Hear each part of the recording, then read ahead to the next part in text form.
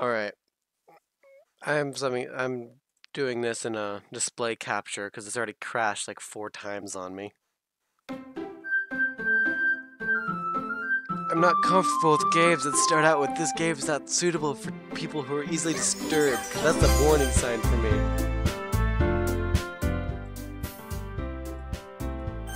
I was forced to do this, play this game. I know almost nothing about it. That was spelled wrong. The only thing I know is what I've seen from thumbnails.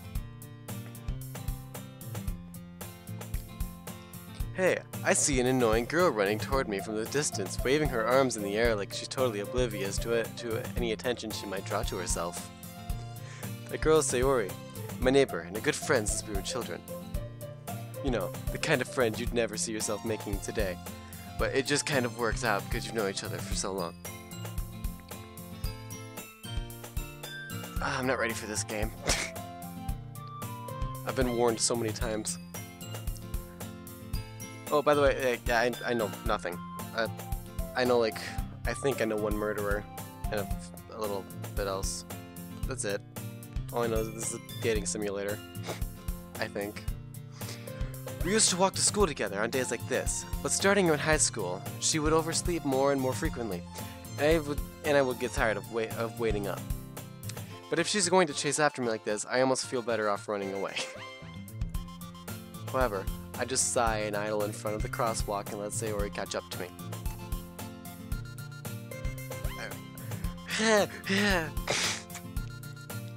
I overslept again. But I caught you this time. Maybe, but only because I decided to stop and wait for you. Eee. You say that like you were thinking about ignoring me. That's mean, Trigger.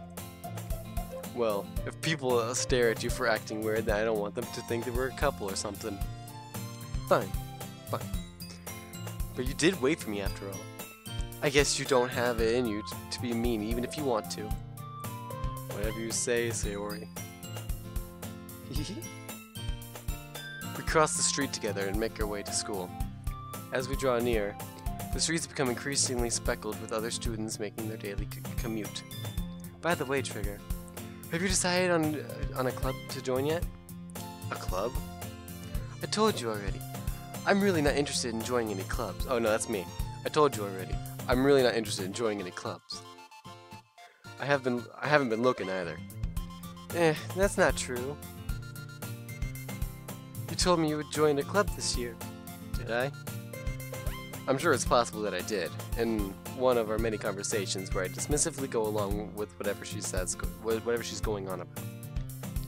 Sayori likes to worry a little too much about me, when I'm perfectly content just getting by on average while spending my free time on games and anime. Hey, sounds like me in real life. I was talking about how I'm worried that you won't learn how to socialize or have any skills before college. Your happiness is really important to me, you know. And I know you're happy now, but I die at the thought of you becoming a NEET in a few years because you're not used to the real world. Oh, I was so confused about the little symbol here, but it was just because my mouse was over it. You trust me, right? Don't make me keep worrying about you. Alright. I'll look at a few clubs if it makes you happy. No promises, though. Will you at least promise me you'll try a little? Yeah, I guess. I'll promise you that. Yay! Why do I let myself oh, that's me. Why do I let myself get lectured by such a carefree girl? More than that, I'm surprised I even let myself relent to her. I guess seeing her worry so much... dang it, I can't read. I guess seeing her worry so much about me makes me want to ease her mind at least a little bit. Even if oh my god. Even if she does exaggerate everything inside of her head. I'm bad at reading out loud. The school day is as ordinary as ever, and it's over before I know it. After I pack up my things, I stare blankly at the wall, looking for an ounce of motivation. Clubs. Sayori wants me to check out some clubs. I guess I have no choice but to start with the anime club. Hello, Sayori? Sayori must have come to the classroom while I was spacing out. I look around and realize that I'm the only one left in the classroom. I thought I'd catch you out of the classroom, but I saw you just sitting here spacing out, so I came in. Honestly, you're even worse than me sometimes. I'm impressed. You don't need to wait up for me if it's going to make you late to your own club. Well, I thought you might need some encouragement, so I thought, you know. Know what? Well, now you can come to my club. Sayori. Yeah. There's no way I'm going to join your club. Sayori is vice president of the literature club. Not that I was ever aware that she had any interest in literature. In fact, 99% sure she only did it because she thought it would be fun to help start a new club. Since she was the first one to show interest after the one who proposed the club, she inherited the title vice president. That said, my interest in literature is guaranteed to be even less. Well, that's rogue. Yeah, I'm going to the anime club. Come on, please. Why do you care so much anyway? Well, I told the club yesterday I would bring in a new member. And Natsuki made cupcakes and everything. I mean, I'm not a man that turned down cupcakes, so I mean, don't make promises you can't keep. I can't tell if Sayori is really that much of an airhead, or if she's so cunning as to have planned out all of this out.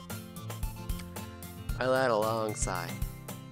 Fine, I'll stop by for a cupcake, okay? Yes, let's go! And thus today marks the day I sold myself for a cupcake.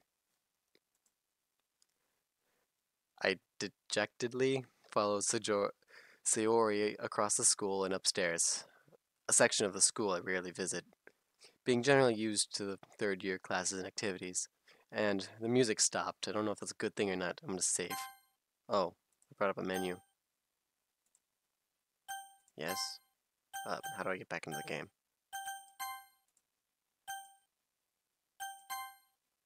Oh, okay. Sayori, full of energy, swings open the classroom door. Everyone, the new member is here. I told you, don't call me oh, that's me. I told you, don't call me a new member. I glance around the room. Welcome to the literature club. It's a pleasure meeting you. Sayori always says nice things about you. I know these two people from the memes. Seriously? You brought a boy? Way to kill the atmosphere. Ah, Trigger, what a nice surprise. I don't like her already. Welcome to the club. ... All words escape me in this situation. This club is full of incredibly cute girls. Tee-hee-hee. What are you looking at? If you want to say something, say it. Sorry. Natsuki. The girl with the sour attitude, whose name is apparently Natsuki, is one I don't recognize. Her small figure makes me think she's probably a first year. She's also the one who made cupcakes, according to Sayori. You can just ignore her when she gets moody. Sayori says that quietly into my ear, then turns back towards the other girls. Anyway, this is Natsuki, always full of energy.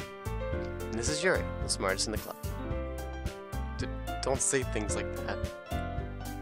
Yuri, who appears comparably more mature and timid, seems to have a hard time keeping up with people like Sayori and Natsuki. Ah, well, it's nice to meet both of you. And it sounds like you already know Monica, is that right? That's right. It's great to see you again, Trigger. Monica smiles sweetly. I thought you tripped. We do know each other. Well, we rarely talked, but we were in the same class last year. Monica was probably the most popular girl in the class. Smart, beautiful, athletic. Basically, completely out of my league. So having her smile at me so genuinely feels a little... You too, Monica. Finish! Come, sit down, Trigger. We made room for you at the table so you can sit next to me or Monica. I'll get the cupcakes. Hey, I made them. I'll get them. Fighting over me, I see. Wipes dust off the shoulder. Sorry, I got a little too excited. Then how about I make some tea as well? The girls have a few desks arranged to form a table. And Sayori mentioned it's been widened so that there is space next to Monica and space next to Sayori. Natsuki and Yuri walk over to the corner of the room where Natsuki grabs a wrapped tray and Yuri opens the closet. Still feeling awkward, I take a seat next to Sayori. Natsuki proudly marches back to the table, tray in hand. Okay, are you ready? Ta-da! Ooh, wow! Natsuki lifts the foil of the tray to reveal a dozen white fluffy cupcakes decorated to look like little cats. Oh, I like cats too, it's getting better. The whiskers are drawn with icing, and a little piece of chocolate were used to make the ears. Ooh, so cute! I had no idea you were so good at baking, Natsuki. Well, you know. Just hurry and take one. Sayori grabs the first one, then Monica. I follow. It's delicious.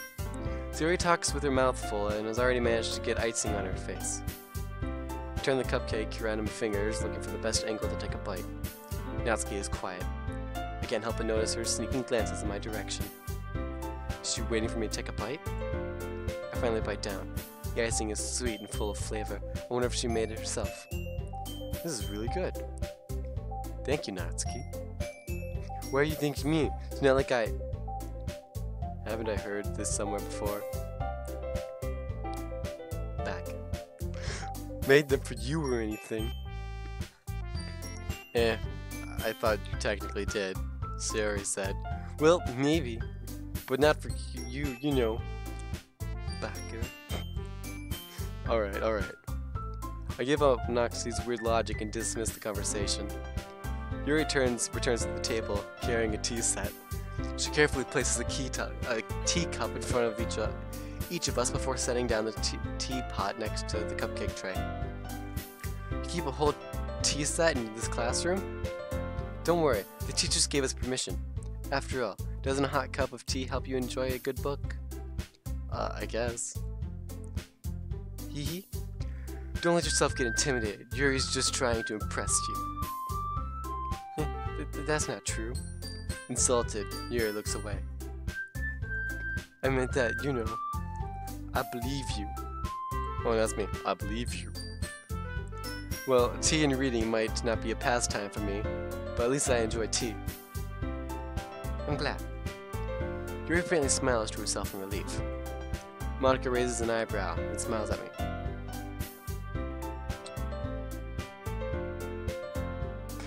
Oh, okay, I right-clicked and I thought I skipped it. It was just a long pause. So what made you consider the literature club? I was afraid of this question. Something tells me I shouldn't tell Monica that I was practically dragged here by Sayori. Well, I haven't joined any clubs yet, and Sayori seemed really happy here, so that's okay. Don't be embarrassed. We'll make sure you feel right at home, okay? As president of the literature club, it is my duty to make the club fun and exciting for everyone. Monica, I'm surprised. How come you decided to start your own club? You could probably be a board member for any of the major clubs. Weren't you a leader of the debate club last year? Slip. Well, you know, to be honest, I can't stand all the politics around the major clubs. It feels like nothing but arguing about the budget and publicity and how to prepare for events. I'd much rather take something I personally enjoy and make something special out of it. And if it encourages others to get into literature, then I'm fulfilling that dream. Monica really is a great leader. Yuri also nods in agreement. But I'm surprised there aren't many people in this club yet. It must be hard to start a new club. You could put it that way. Not many people are very interested in putting out all the effort to start something brand new. Especially when it's something that doesn't grab your attention, like literature. You have to work hard to convince people that you're both fun and worthwhile. But it makes school events, like festivals, that much more important. I'm confident that we could all really grow this club before we graduate. Right, everyone? Yeah! Well, we'll do our best. You know it. Everyone enthusiastically agrees. Such different girls, all interested in the same goal. Monica must really worked hard to find these three. Maybe that's why they're all so delighted by the idea of a new member joining. Though I still don't really know if I can keep up with their level of enthusiasm about literature. So, Trigger, what kind of things do you like to read? Comics. Well, considering how little I've read in the past few years, I don't really have a good way to answering that. Manga. I muttered quietly to myself, half joking. Natsuki's head suddenly perks up. Looks like she wants to say something, but she keeps quiet. Not much of a reader, I guess. Well, that could change. What am I saying? I spoke without seeing after seeing Yuri's sad smile. Anyway, what about you, Yuri? Well, let's see. Yuri traces the rim of her teacup with her finger. My favorites are usually novels that build deep and complex fantasy worlds. The level of creativity and craftsmanship behind them is amazing to me. And telling a good story in such a foreign world is equally impressive. Yuri goes on, clearly passionate about her reading. She seemed so reserved and timid since the moment I walked in. But it's obvious, by the way her eyes light up, that she finds herself comfort in the world of books, not people. But you know, I like a lot of things. Stories with deep psychological elements usually immerse me as well. Isn't it amazing how a writer can so deliberately take advantage of your own lack of imagination to completely throw you for a loop? Anyway, I've been reading a lot of horror lately. I feel like her sentences here are just jabbing at the genres I saw of this game. I read horror. I read a horror book once. I desperately grasped at something I could relate to at the minimum level. At this rate, Yuri might as well have a conversation with a rock. Really? I wouldn't have expected that, Yuri. For someone as gentle as you, I guess you could say that. But if a story makes me think or takes to another world, then I really can't put it down. Oh, there's a me in there I didn't see. I'm a bad reader. Surreal horror is often very successful at changing the way you look at the world, if only for a brief moment. Ugh, I hate horror. Oh, why's that? Well, Natsuki's eyes darted over to me for a split second. Never mind. That's right, you usually like to write about cute things, don't you, Natsuki? What? What gives you that idea? You left a piece of scrap paper left behind last club meeting. You look like you're working on a poem called Don't Say It Out Loud! Give me that back. Fine, fine. Your cupcakes, your poems, everything you do is just so cute as you are. Yuri slides behind Natsuki and puts her arms on her shoulders. I'm not cute! With the what are those called? I have no idea. Greater than, less than, sign eyes. Natsuki, you write your own poems? Yeah, well, I guess, sometimes. Why do you care? I think that's impressive. Why don't you share them sometimes? No. Natsuki averts her eyes. You wouldn't like them. Not a very confident writer yet. I understand how Natsuki feels. Sharing that level of writing takes more than just confidence. The truest form of writing is writing to oneself. You must be willing to open up to your readers, exposing your vulnerabilities and showing even the deepest reaches of your heart.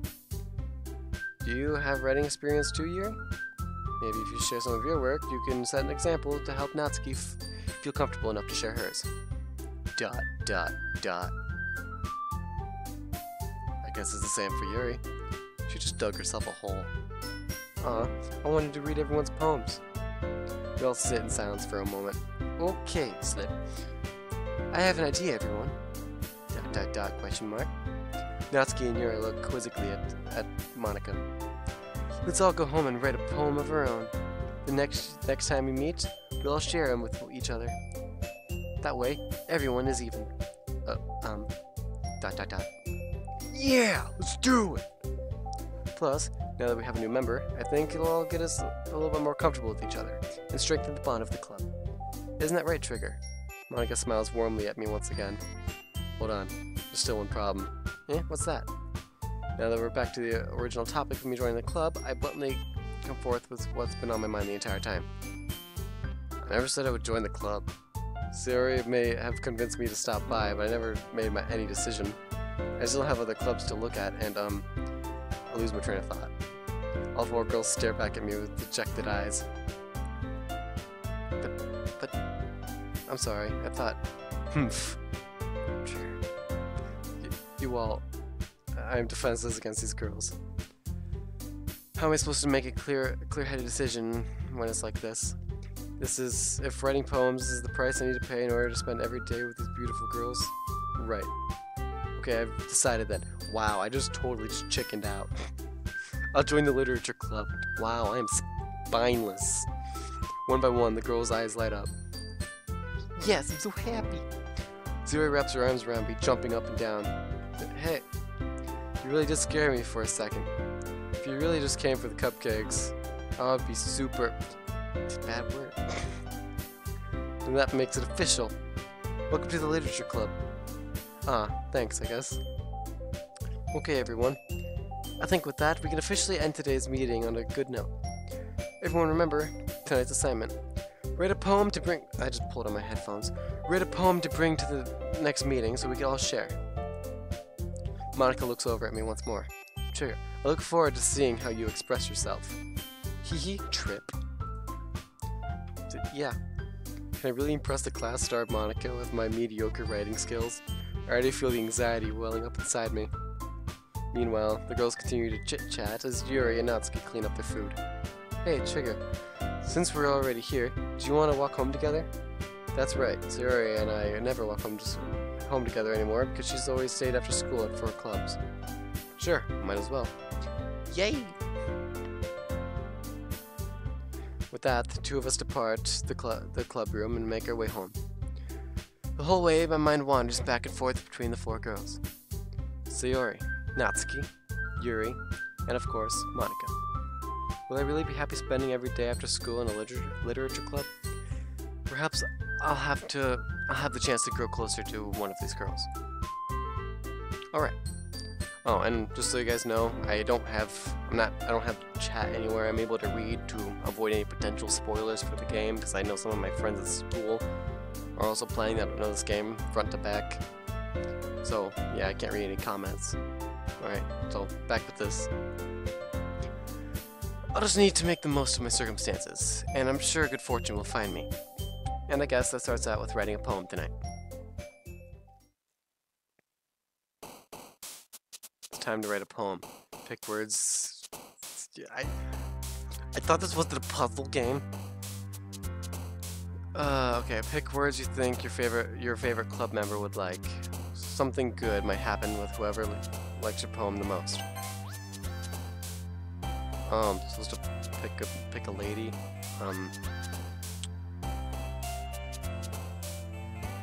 I'll pick the smart one, I guess. I guess.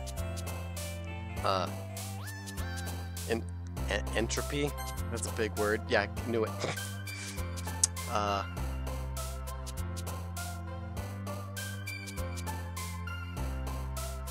Journey? Yeah. Uncanny. Incongruent. Heaven sent. Electricity? I don't know if she liked that. Electricity. Oh, she did. Extraordinary. Frick, no. Sit down.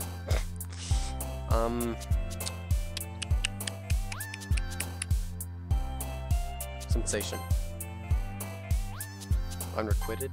No! I didn't even know what that word meant. It was just a word I didn't know. Unrestrained. Disoriented. Determination. Contamination.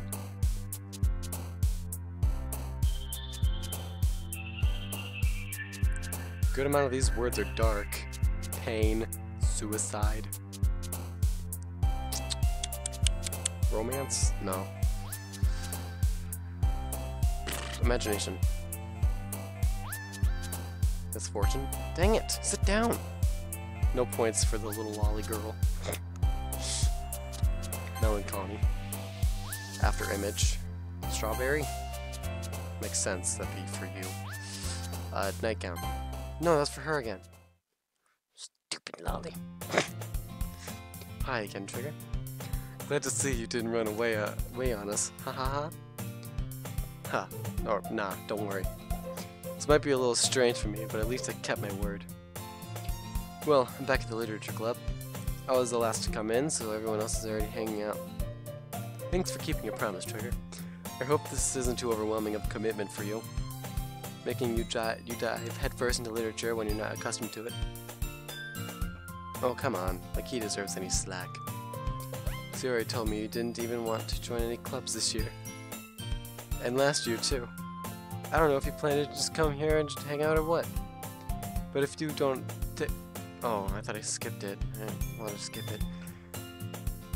But if you don't take it seriously, then you won't see the end of it. Natsuki, you certainly have a big mouth for someone who keeps her manga collection in the club room. Yeah, manga! Natsuki finds herself stuck between saying Monaco and manga. Manga is literature! I agree! Swiftly defeated, Natsuki plops back into her seat. Don't worry, guys. Trigger always gives the best as long as he's having fun.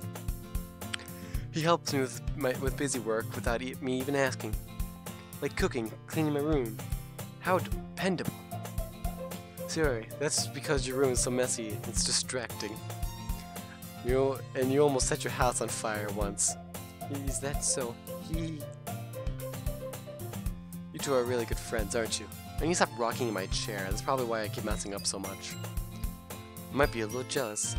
How come? You and Trigger can become good friends too. Sayori. Dot. As usual, Sayori seems oblivious to the weird situation she put me in. Oh, Yuri even brought you in something today, you know? Wait, Sayori. Me? Or, that was me. Yeah, me? Not really. Don't be shy. It's really nothing. What is it? Never mind. Sayori made it sound like a big deal when she's really not. What do I do? I'm sorry. Yuri, I wasn't thinking. I guess that means it's up to me to rescue the situation. Hey, don't worry about it. First of all, I wasn't planning anything. I wasn't expecting anything in the first place. So any nice gesture from you is a pleasant surprise. It'll make me happy no matter what. Is that so? Yeah, I won't make it a big deal if you don't want it to be. All right. Well, here. He reaches into her bag and pulls out a book. I didn't want you to feel left out, so I picked out a book and thought you might enjoy. It's a short read, so it just keeps your attention. So it should keep your attention, even if you don't usually read. And we could, discuss it if you wanted. Bracket. This is how is this girl accidentally being so cute? She even picked. Oh my god, this keeps scaring me every time. She even picked out a book she thinks that I'll like, despite me not reading much. I'm just gonna keep my hand off the mouse. Great, thank you. I'll definitely read this. Enthusiastically, I enthusiastically take the book. Phew! Well, you could read it at your own pace. I look forward to hearing what you think. Now that everyone's settled in, I expected Monica to kick off some scheduled activities for the club, but that doesn't really seem to be the case. Sayori and Monica are having a cheery conversation in the corner. Yuri's face is already buried into a book. I can't help but notice the intense expression, like she was waiting for this chance. Meanwhile, Natsuki is rummaging around the closet. I'm really curious to talk to Yuri a little bit more. But at the same time, I would feel bad for distracting her from reading. Catch a glimpse over the cover of her books. Looks like the same book that she lent to me. More than that, she seems to be on the first few pages. Crap. I think she noticed me looking at her. She sneaks another glance at me and her eyes meet for a split second. ... But that only makes her hide her face deeper in her book. I can't read. Sorry. I was just spacing out. I muttered this, sensing I made her uncomfortable. Oh, it's fine. If I was focused, then I probably wouldn't have noticed in the first place. But I'm just rereading a bit of this, so. That's the book you gave me, right? Mm-hmm. I wanted to reread it. read some of it. Not for any particular reason. Just curious. How come you have 2 copies of the same book? Ah, ... Well, when I stopped at the bookstore yesterday... that's not what I meant. I mean, I just happened to buy 2 of them. Ah, I see. That's a fishy behavior. Something fairly obvious here that Yuri isn't telling me, but I decided to let it go. I'll definitely start reading it soon. I'm glad to hear. Once it starts to pick up, you might have a hard time putting it down. It's a very engaging, relatable story. Is that so? What's it about, anyway? Well, Yuri closes the book and scans her eyes over the back. The book is titled Portrait of Markov. There's an ominous-looking eye symbol in the front cover. Alright. I just wanted to make sure I don't accidentally give anything away. Basically, it's about this girl in high school who moves in with her long-lost younger sister. But as soon as she does, her life gets really strange. She gets targeted by these people who escape from a human experiment prison. And while her life is in danger, she needs to desperately choose who to trust. No matter what she does, she ends up destroying most of her relationships and her life starts to fall apart. That's kind of dark, isn't it? You made it sound like she was gonna be a nice story, so that dark turn came from nowhere. Yeah? Yuri gently giggles all of a sudden. Are you not a fan of that sort of thing, Trigger? No, it's not that. I mean, I could definitely enjoy those kinds of stories, so don't worry. I hope so. Yeah, I totally forgot that Yuri's into those things. She's so shy and reclusive on the outside, but her mind seems to be completely different. It's just that those kinds of stories, they challenge you to look at life from a strange new perspective. When horrible things happen, not just because someone wants to be evil, but because they have their own goals, or their own philosophy, that they believe in. Then suddenly, when you thought you related to the protagonist, they may not be the naive one for letting their one-sided morals interfere with the villain's plans. I'm rambling, aren't I? Not again. I'm sorry. Hey, don't apologize. I haven't lost interest or anything. Well, I guess it's alright then. But I feel like I should let you know that I have this problem. When I let things like books and writing fill my thoughts, I kind of forget to pay attention to other people. So I'm sorry if I end up saying something strange. And please stop me if I start talking too much. I don't really think you need to worry. That just means you're passionate about reading. The least I could do is listen. It's a literature club after all. That's true. In fact, I might as well get started reading it right. I forgot that I didn't read the comma there. You don't have to. Ahaha, what are you saying? Just a moment ago, you said you were looking forward to it. ... Let me just get the book. I quickly retrieved the book that I had put into my bag. Alright, it's fine if I sit here, right? I slip into the seat next to Yuri's. Yeah. Are you sure? You seem to be a little apprehensive. I'm sorry. It's not that I don't want you to. It's just that I'm not very used to. That is reading in company with someone. I see.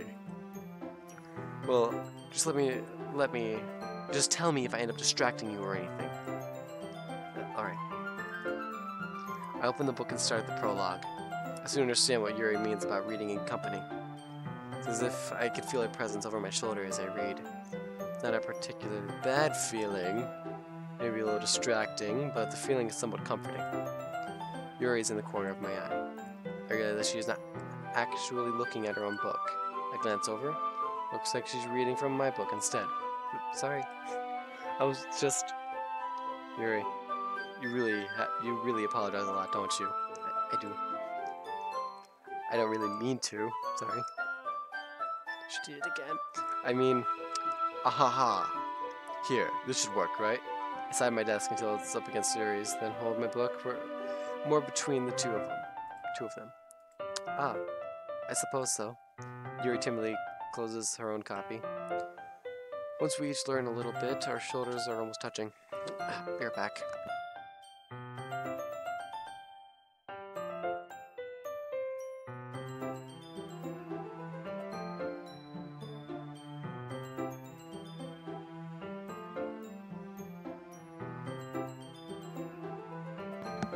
Sorry for that, I'm back. Once we each lean in over a little bit, our shoulders are almost touching. It feels like my arm is in the way, so instead I use my right arm to hold the book open. I guess that makes it kind of difficult to turn the pages. Here. Yuri takes her left arm and holds the left side of the book between her and her thumb and her forefinger. Ah, ... I do the same with my right arm on the table, right side of the table, of the book. That way, I turn a page and Yuri slides it under her thumb after it flips to her side. But in holding it like this, we're held even closer together than before. It's actually kind of distracting me. Am I getting this outcome because I picked her in the poem? So, like, if I picked the little lolly girl, I'd get her, and if I picked the whoever else, I get them instead. Anyway, back to the thing. It's actually kind of distracting me. It's as if I could feel the warmth of Yuri's face, and she's in the corner of my vision. Are you ready?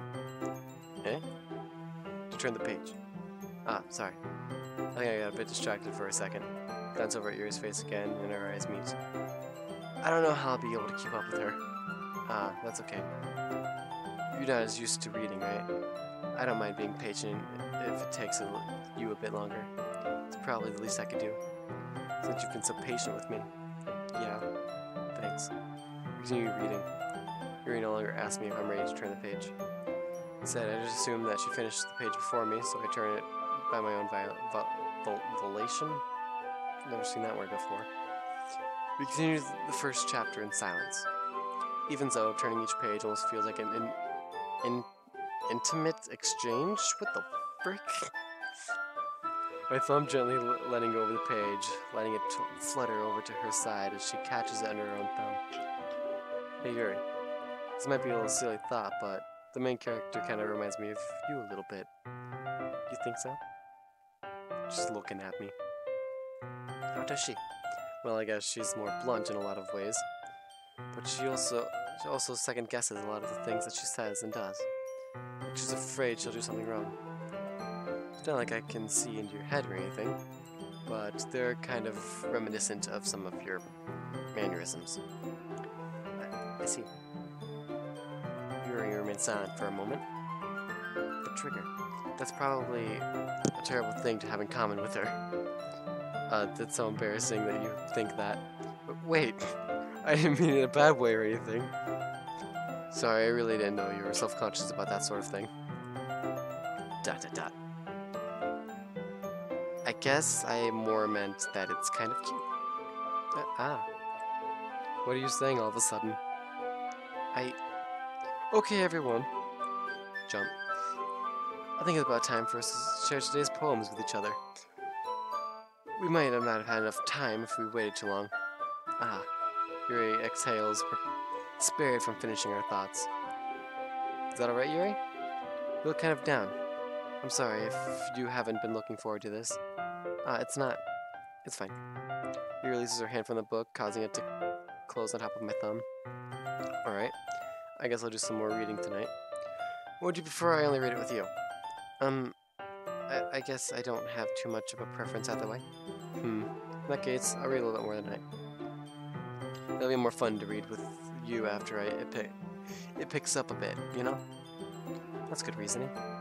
In that case, feel free to finish the first 2 chapters in your own time. Alright. I stand up, I make a mental note of where I left off in the book, then slip it back into my bag. By the way, did you remember to write a poem last night? Yeah. My relaxation ends. I can't believe I agreed to do something so embarrassing. I couldn't really find much inspiration since I've never really done this before. You know, I could relate with this character here. I suck at writing poems. I hate it so much. Well, now that everyone's ready, why don't you find someone to share with? I can't wait. Suri and Monica enthusiastically pulled out their poems. Suri's kind of wrinkled sheet, loose leaf torn from a spiral notebook. In the hand, Monica wrote hers in composition notebook.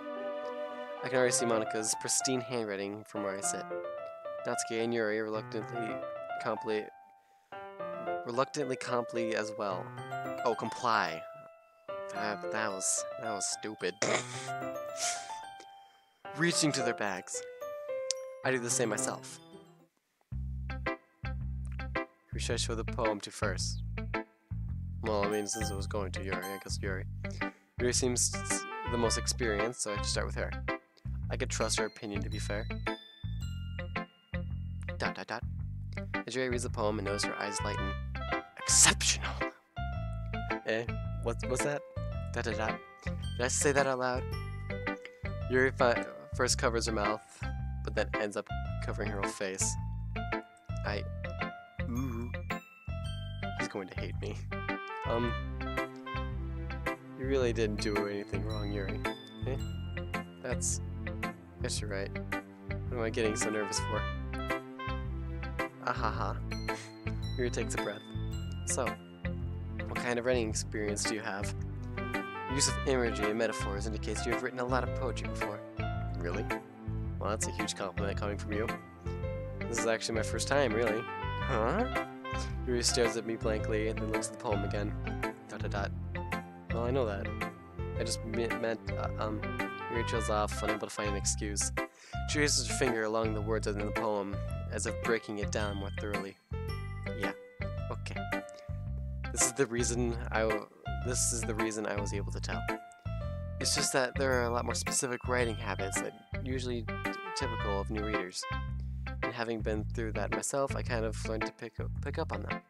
I think the most noticeable thing I recognize in new writers is that they try to make their style very deliberate.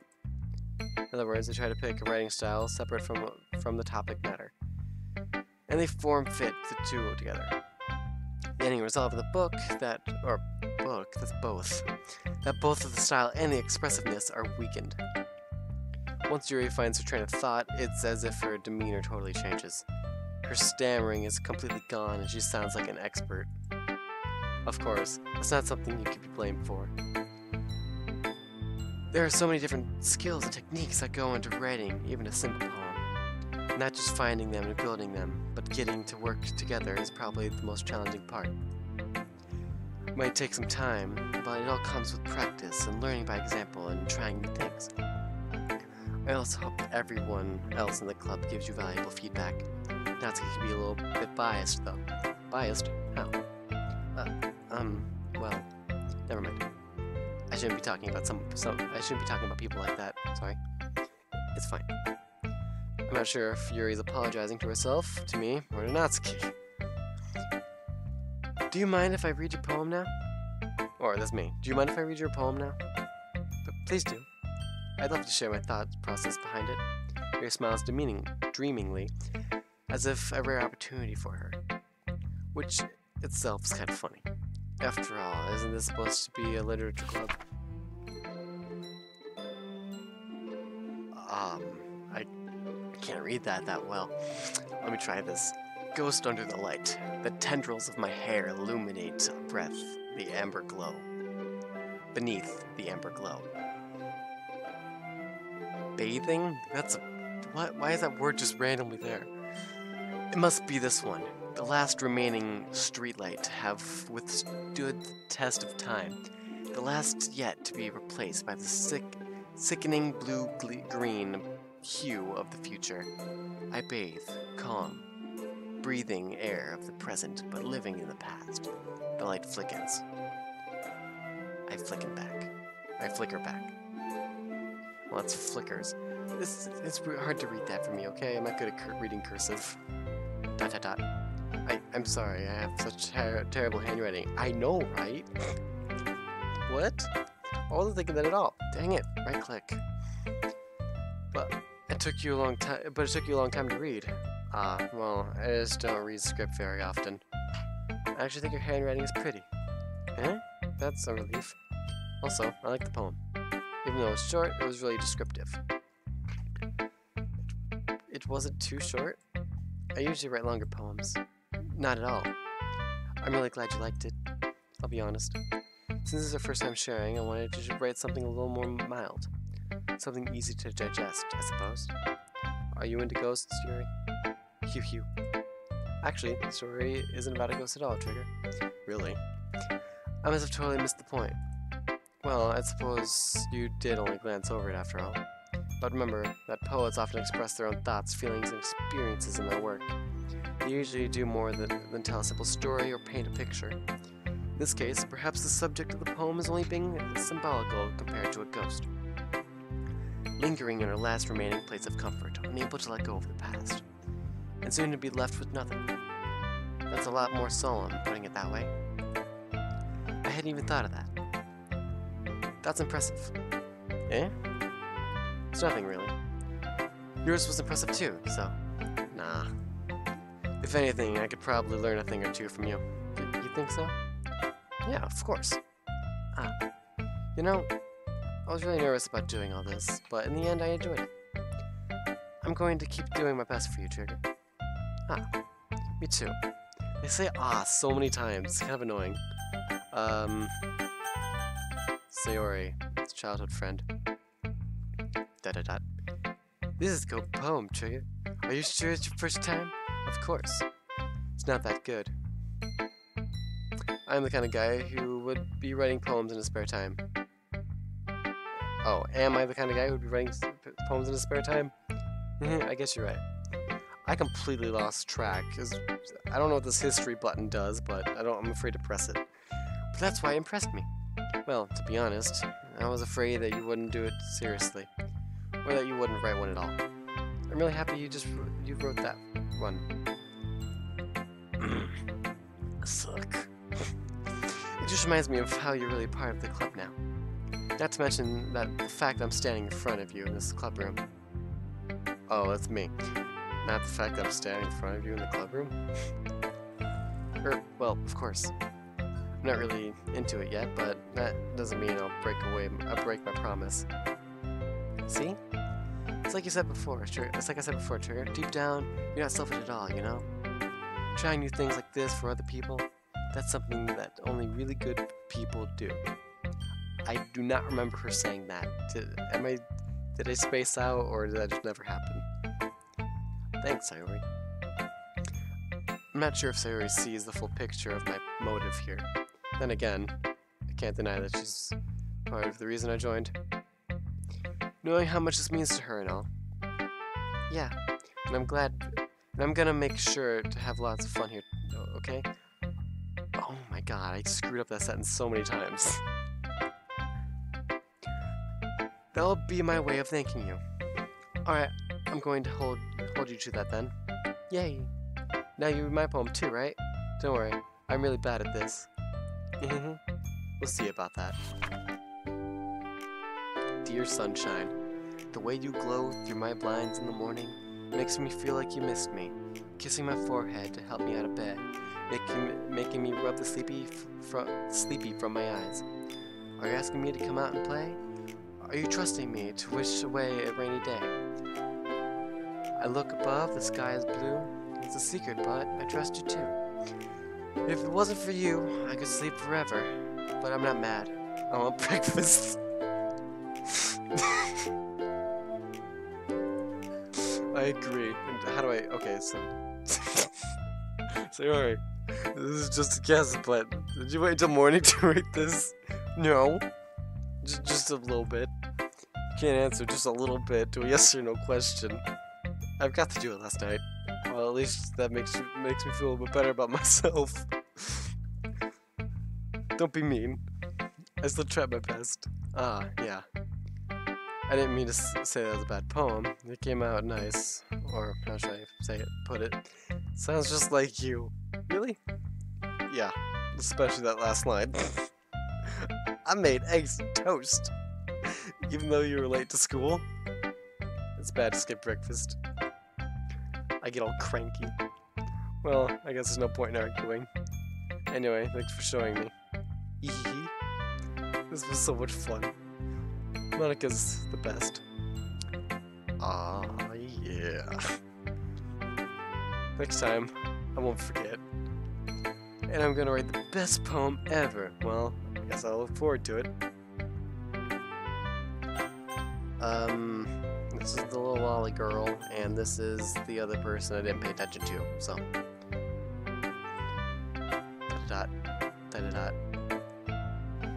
Sure, if you're not gonna take this clip seriously, then you go home. What? Harsh.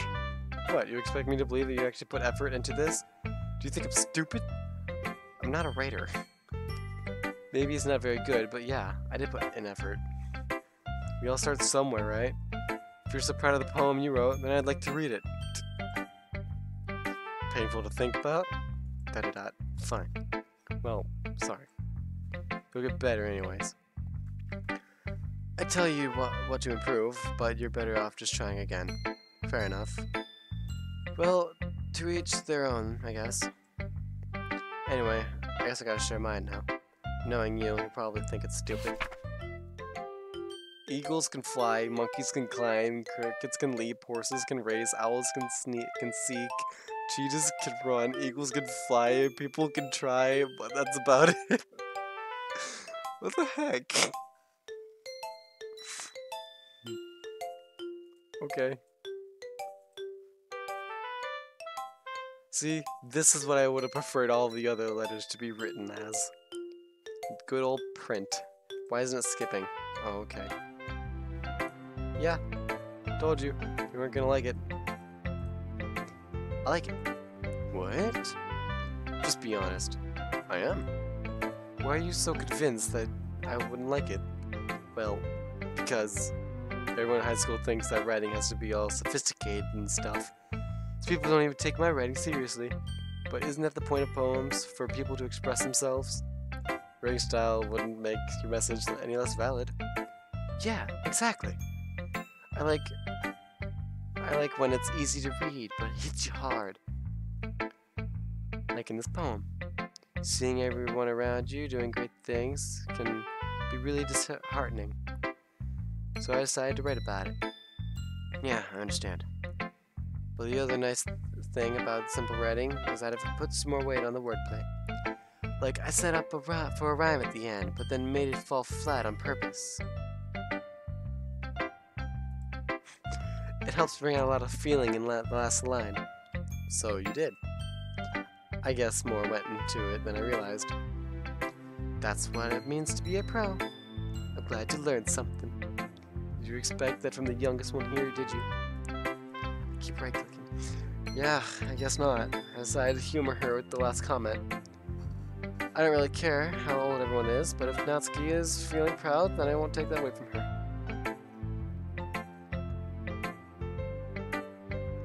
Skip. Oh, she's Monica. She's the class president. I completely ignored her. Having a good time so far? Yeah. Good. Glad to hear it. By the way, since you're new and everything, if you ever have any suggestions for the club, like new activities or things we could do better, I'm always listening. Don't be afraid to bring things up, okay? Alright, I'll keep that in mind. Of course, I'll be afraid to bring things up. I'm much better off just going with the flow until I'm more settled in. Anyway, want to share a poem with me?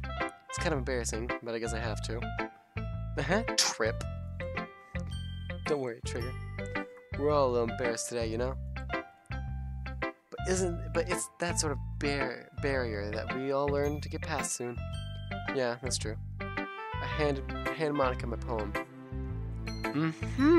Great job, Trigger. I was going oh in my head while reading it.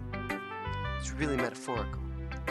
I'm not sure why, but I didn't expect you to go for something so deep. I guess I underestimated you. It's easy for me to keep everyone's expectations low. That way, it always counts when I put in some effort. Aha, that's not very fair. I was reading that last line as her, was that me? Anyway, looking back at these characters, I realized the person I was neglecting a lot was my childhood friend. And then, you know, there's a lolly. Screw the lolly. I didn't read the last line, did I? Well, I guess it worked anyway. You know that Yuri likes this kind of writing, right? Writing that's full of imagery and symbolism. Unlike Sayori, who likes using simple and direct words to describe happiness and sadness. Yuri likes it when readers are left to derive their own meaning out of it. It's very challenging to write like that effectively. both allowing people to get something out of it just by feel, or letting them deeply analyze all of the nuances. It could take years of practice, which I'm assuming Yuri has at this point. I never really asked, though. I'm sure I'm nowhere near her level yet. Don't worry about it so much. You do your own thing. Just keep exploring and learning by trying new things. I'm sure I'll end up trying different things a lot. It could take a while before I feel comfortable doing this. That's okay. I'd love to see you try new things. That's the best way to find the kind of style that suits you. Everyone else might be a little more bit biased toward their own kinds of styles, but I'll always help you find what suits you the most. So don't force yourself to write the way everyone else wants you to write. It's not like you have to worry about impressing them or anything. Trip. Oh god. Alright, I'm back. I just flung my headset off my head. Anyway, you want to read my poem now? Don't worry, it's not very good. So I'm pretty confident for someone who claims to be very good. Well, that's because I have to sound confident. That doesn't mean I always feel that way, you know? I see. Well, let's read it then. I'm gonna fix my headset real quick. Putting it back on, it was really uncomfortable. Alright, I'm good. Let's read this. Hole in wall. It couldn't have been me. See, the direction of the spackle protrudes. A noisy neighbor? An angry boyfriend? I'll never know. I wasn't home. I peer inside for a clue. No. I can't see. I reel, blind, like a film left out in the sun. But it's too late. My retinas, already scorched with a permanent copy of meaningless image. It's just a little hole. It wasn't too bright. It wasn't too deep. Stretching forever into everything. Oh, there's a scroll bar. A hole of infinite choices. I realize now that I wasn't looking in. I was looking out. And he on the other side was looking in. Confused. So what do you think? It's very freeform. That's what you call it. Sorry, I'm not really the right person to ask for feedback. Ahaha, it's okay. Yeah, that kind of style has gotten pretty popular nowadays. That is, a lot of poems have been putting emphasis on the timing between words and lines. When performed out loud, it can be really powerful.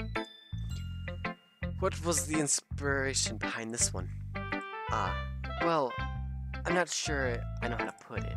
I guess you could say that I had some kind of epiphany recently. It's been influencing my poems a bit. An epiphany? Yeah, something like that. I'm kind of nervous to talk about deep stuff like that, but it's kind of something coming on strong.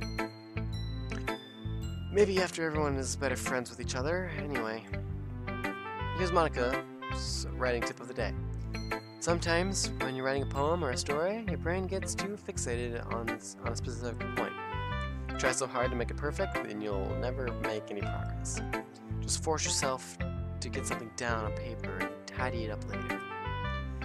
Another way to think about it is this. If you keep your pen in the same spot for too long, you'll just get a big dark puddle of ink. So just move your hand and go with the flow. That's my advice for today. Thanks for listening. Phew! I guess that's everyone. I glanced around the room. That was a little more stressful than I anticipated. It's as if everyone is judging me for the mediocre writing abilities. My throat is getting kind of sore of reading so much. I kind of want them to start killing each other so I can start talking less. It's as if everyone is judging me for my mediocre writing abilities. Even if they're just being nice, there's no way my poem can stand up to theirs. This is a literature club after all. I sigh. I guess that's what I ended up getting myself into. Across the room, Sayori and Monica are happily chatting. My eyes land on Yuri and Natsuki. They gingerly exchange sheets of paper, sharing their respective poems. As I read in tandem, I watch each of their expressions change. Natsuki's eyebrows furrow in frustration. Meanwhile, Yuri smiles sadly. How do you smile sadly? What's with this language? Eh? Did you say something? Oh, that's nothing. Natsuki dismissively turns to the poem of the desk with one hand. Guess you could say it's fancy. Ah, thanks. Yours is cute. Cute? Did you completely miss the symbolism or something? It's clearly about the feeling of giving up. How can that be cute? I know that. I just meant the language, I guess. I was trying to say something nice. Eh? I mean, you have to try that hard to come up with something nice to say. Thanks, but it really doesn't come out that nice at all. Well, I do have a couple suggestions. I was looking for suggestions. I would have asked someone for who actually liked it. Which people did, by the way. Sayori liked it. Trigger did too. So based on that, I'll gladly give you some suggestions of my own. First of all, excuse me. I appreciate the offer, but I've spent a long enough time establishing my writing style. I don't expect it to change anytime soon, unless, of course, I come across something particularly inspiring, which I haven't yet. A trigger like my poem too, you know? He even told me he was impressed by it. Natsuki suddenly stands up. Oh? I didn't realize you were so invested in trying to impress a new member, Yuri. Eh? That's not what I meant. You're just... Yuri stands up as well. Maybe you're just jealous that Trigger appreciates my advice more than he appreciated yours. Huh? And how do you know he didn't appreciate my advice more? Are you that full of yourself? No. If I was full of myself, I wouldn't deliberately go out of my way to make everything I do overly cute to see. Cute to see? I've never heard that word before. I guess. Here's a long one. Ooh, woo, woo, woo, woo, woo. Is everyone okay? Well, you know what? I wasn't the one whose boobs magically grew a size as soon as Trigger started showing up.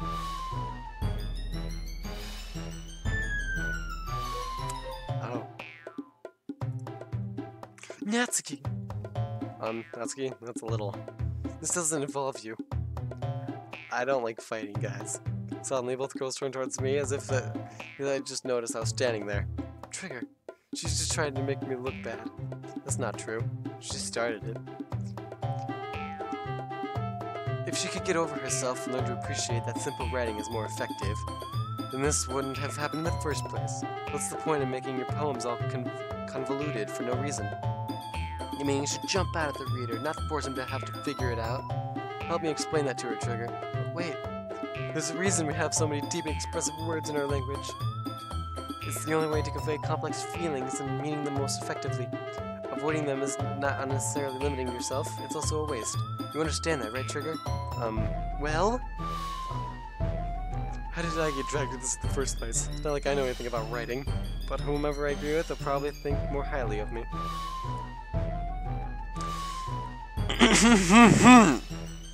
Screw the lol. Natsuki. You're right, that I liked your poem. See? Wait.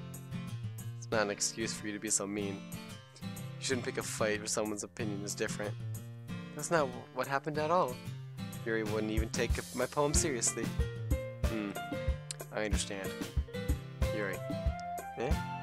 You're a seriously talented writer. It's not a secret that I was impressed. Well, here's the thing. No matter how simple or refined someone's writing style is, they're still putting effort into it, and it becomes something really personal. That's why Natsuki felt threatened when you said her poem was cute. I see. I didn't notice that. I'm sorry. Ooh, woo, woo. But Natsuki, you took it way too far. Yuri means well, and if you just told her how you felt, then this wouldn't have happened in the first place. Are you kidding? That's exactly what I did. It was her that... Natsuki, I think it's enough. You also said some things you didn't really mean. Yuri apologized. Don't you think you should too? Natsuki clenches her fist. In the end, nobody has taken her side.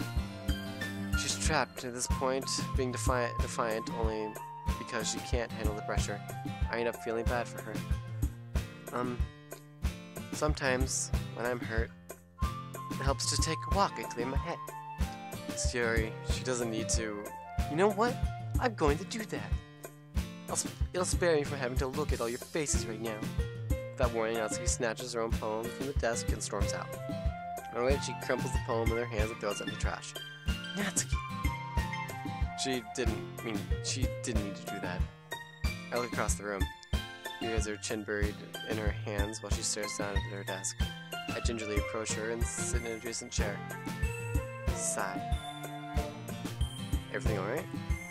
I'm so embarrassed. Can't believe I acted like that. You probably hate me now. No, Mary. How could anyone have gotten frustrated after being treated like that? You handled it as well as anyone could. I don't think any less of you. Well, alright, I believe you. Thanks, Trigger. You're too kind. I'm thankful to have you part of this club now. It's nothing. One more thing. That one thing that Natsuki said about, you know, I'll never do anything so shameful. So, What thing did Natsuki say?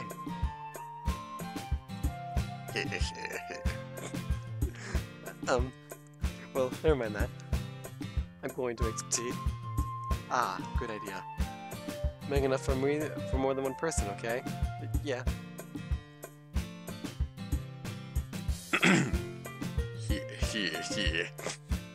I had to do that because my throat's so sore. Okay, everyone. It's just about time for us to leave. How did you all feel about sharing poems? It was a lot of fun. Well, I'd say it was worth it.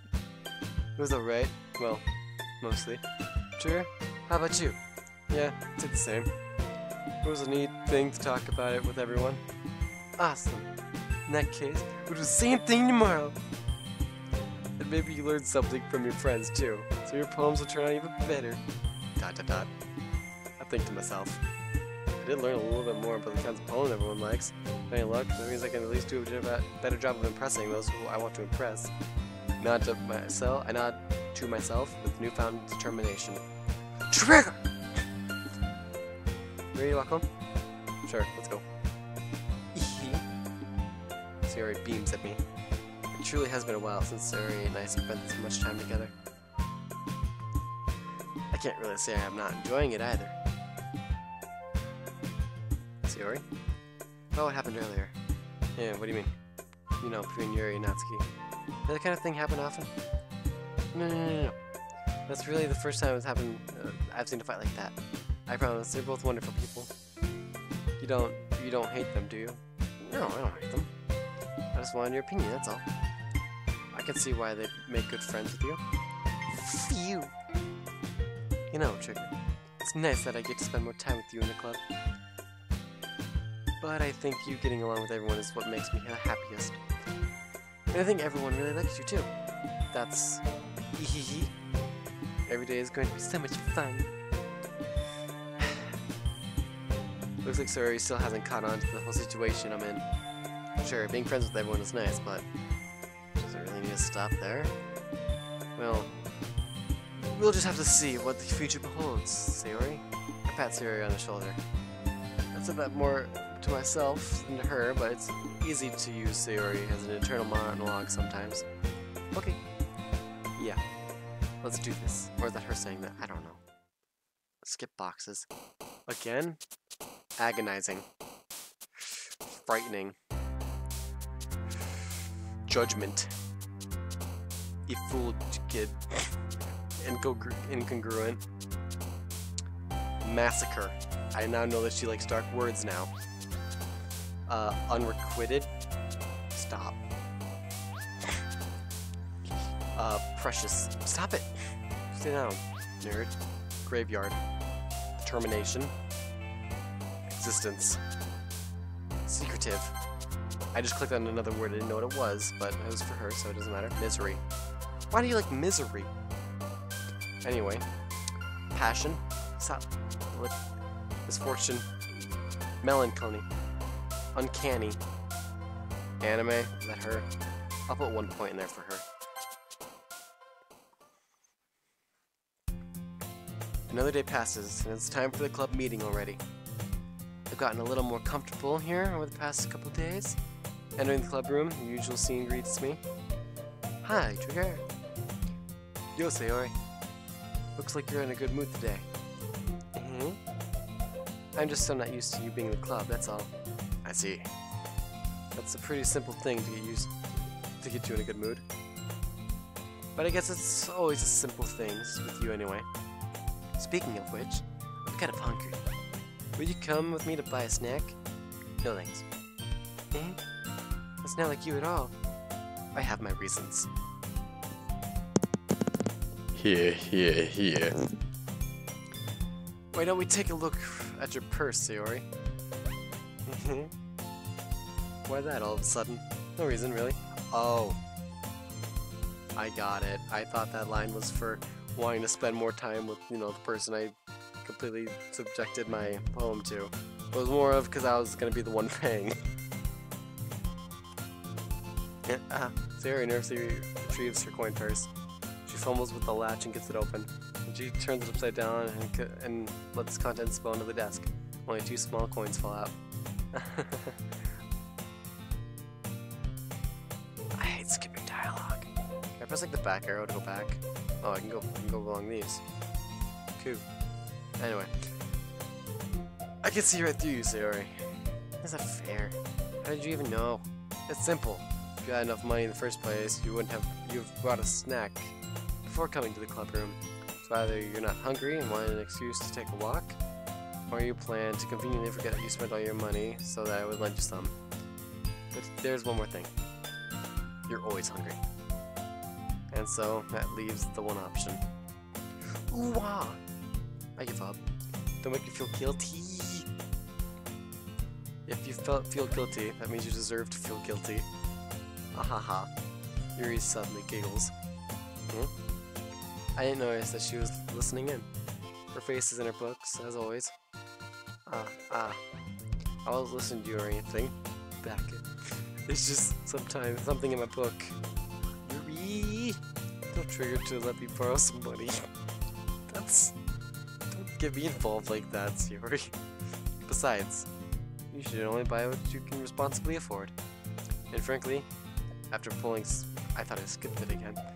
After pulling a mischievous little stunt like that, your suffering is fair enough retribution. ...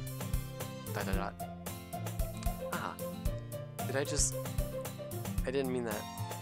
I got too absorbed into my book. Ooh. You can't just blame your book for everything when you're just reading it. Ahaha. I really like when you speak with your mind, Yuri. It doesn't happen much, but it's a fun side of you. There's no way you could think that. You were right, though.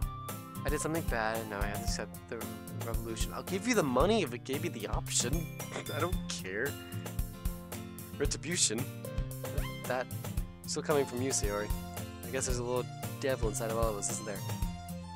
Hehehe. Don't let her fool you. Sayori knows exactly what's going on, what she's doing. After all, she told you guys was bringing me into the club before she even told me.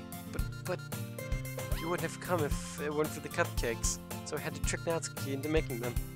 Come on, give me more credit than that, Sayori. Hehe. Twap. What happened? Kia. Out of nowhere, something smacks Sayori in the face and troubles onto the desk. Ow. Well, that's kind of rude. What was... A cookie. Sure enough, it's a giant cookie wrapped in plastic. I wouldn't be upset if a giant cookie came out of nowhere and slapped me in the face. I'd eat that thing. I'd be quite glad, to be honest. Is this a miracle? It's because I paid my restitution? Retribution. Actually, that one almost worked. Ahaha. I was just gonna give it to you. But then, I heard you blab about the cupcakes. It was totally worth seeing your reaction though. Haha. Did Natsuki? That's so nice of you. I'm so happy. Sayori hugs the cookie. Jeez, just eat it. Sayori rapidly tears open the wrapper and takes a huge bite. So good. Oomph. Sayori suddenly clasps her hands over her mouth. I bit my tongue. We're going through a lot over just one cookie. Natsuki takes a bite of her own cookie. When she went oomph, because of how this style of the genres of these games set me up to believe, I thought she was going to choke on the cookie and die, alright? I'm just going to put that right out here. Ah, yours looks really good too. Can I try it? Jeez. Beggars can't be choosers. Yours is chocolate. Yeah. Why do you think I gave you that one? Fine. Still, really happy that you shared this one with me. Ehehe. Zero gets out of her seat, goes behind it, grabs the seat, then wraps her arms around her. Ah, jeez. I get it. Cookie still in hand. Natsuki reaches up to nudge Sayuri off her. Very suddenly leans on and takes a bite of Natsuki's cookie. Hey! Did you seriously just do that? Ooh hoo hoo hoo. Mouthful, Sayuri trots away to safety. Yuri and I laugh as well. Jeez, she's a child sometimes. Monica, can you tell Sayori? Eh? Natsuki glances around. Monica isn't in the club room. Ugh. Where's Monica anyway? Good question. Have any of you heard about her being late today? Not me. Yeah, I haven't either. That is a bit unusual. I hope she's okay. Of course she's okay. She's probably just had something to do. She's probably popular after all. Oh, she's pretty popular after all. Eh? You don't think she has a... Ah ha ha, I wouldn't be surprised. She's probably more desirable than all of us combined. Hehe, that's true. Excuse me? Suddenly the door swings open. Sorry, I'm stupid sorry.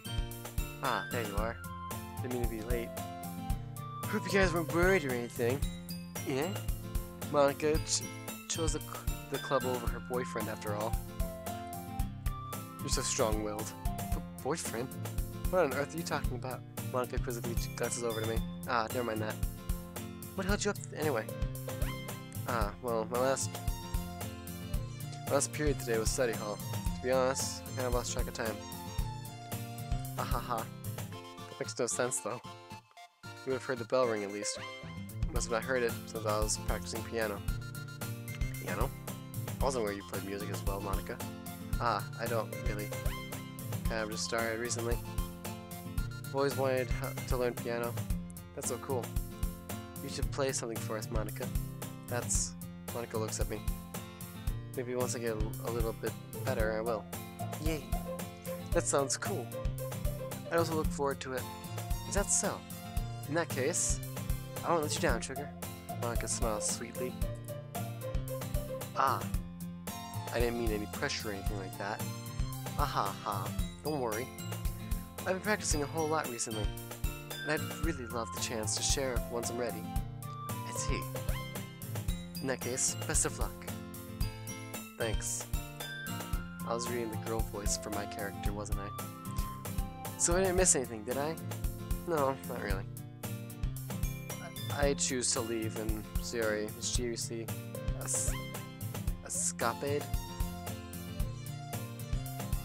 I chose to leave out Sayori's mischievous escape. Okay, never mind, just skip it. I'm sure Natsuki will end up complaining to her anyway. It looks like everyone has already settled down. Sayori somehow already finished her entire cookie. Yuri is back to her desk and Natsuki disappeared into the closet. Hey Yuri. I suddenly noticed that Yuri is reading a different book from the one we've been reading together. Sorry, I didn't mean to interrupt. Oh no. I was waiting. I was kind of just waiting for you. If that's the case, why don't we go ahead and get started? Yes, let's. Actually, I have a request. Do you mind if I make some tea first? Not at all. Thanks very much. If there's one thing I can make my reading time here any better, is a nice cup of tea. Not to mention, for you yourself as well. Yuri stands up and makes her way over to the closet. I follow and watch as she retrieves a small water pitcher from the shelf. The kind with a filter inside. Can you hold this for a second? Sure. Yuri hands me the water pitcher and she also fetches an electric kettle. I'm going to plug this into the teacher's desk, and then we'll get some water. She walks past me and sets the kettle down on the teacher's desk. I simply watch her movements. To my surprise, The way she moves really contrasts her speaking mannerisms, especially because of her long legs. What the? Yuri appears elegant and methodical. Okay, may I have the water pitcher? Thanks, I'll be right back. Ah, I may as well walk with you. Yeah, why not? Shall we go then? Yeah. Where are you off to?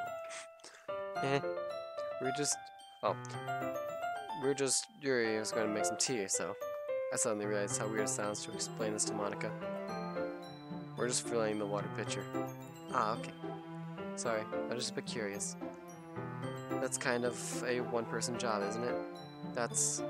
Monica, please mind your business for once. Or do you want me to tell... Or do you want to tell me there's something with... I'm gonna try that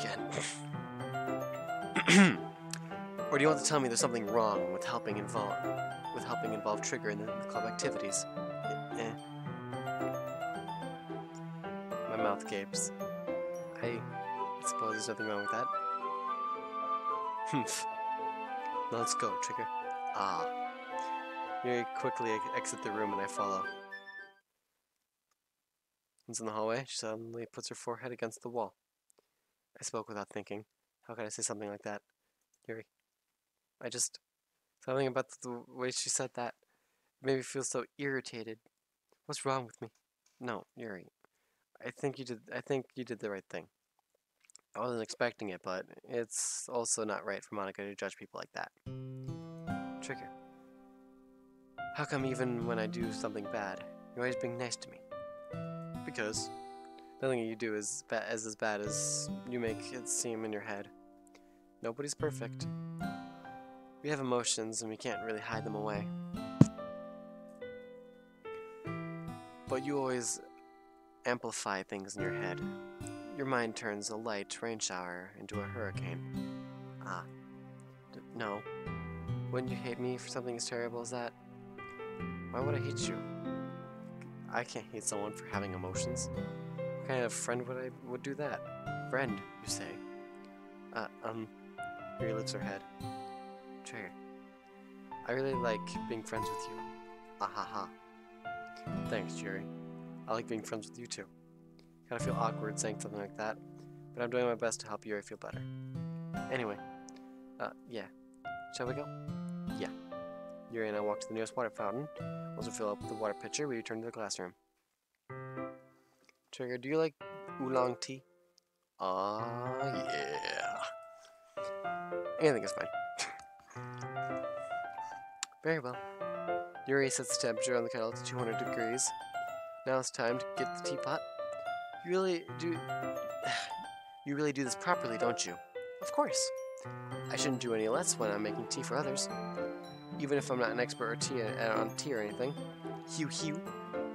In that case, you'll only be even more impressed. Ah, perhaps I will. Yuri fetches the teapot and begins measuring the tea leaves. To my surprise, she even starts humming a little to herself. You must be in a good mood now. Is that so? I was letting it show. Had you noticed? I was doing a bit of thinking, and decided that I'll try expressing myself a little bit more. Turns out, it's not very hard for me to do that. When it's around. Oh my god. When it's you who's around, anyway. Ah, that's great, Yuri. Just don't push yourself too much. You're always worrying about me, Trigger. It's very endearing. Yuri wasn't kidding. I don't even know if I can keep up with this. I watched Yuri pour a cup of tea for each of us. Trigger, I have another request. Do you mind if we sit on the floor today? Why's that? It's a bit easier on my back.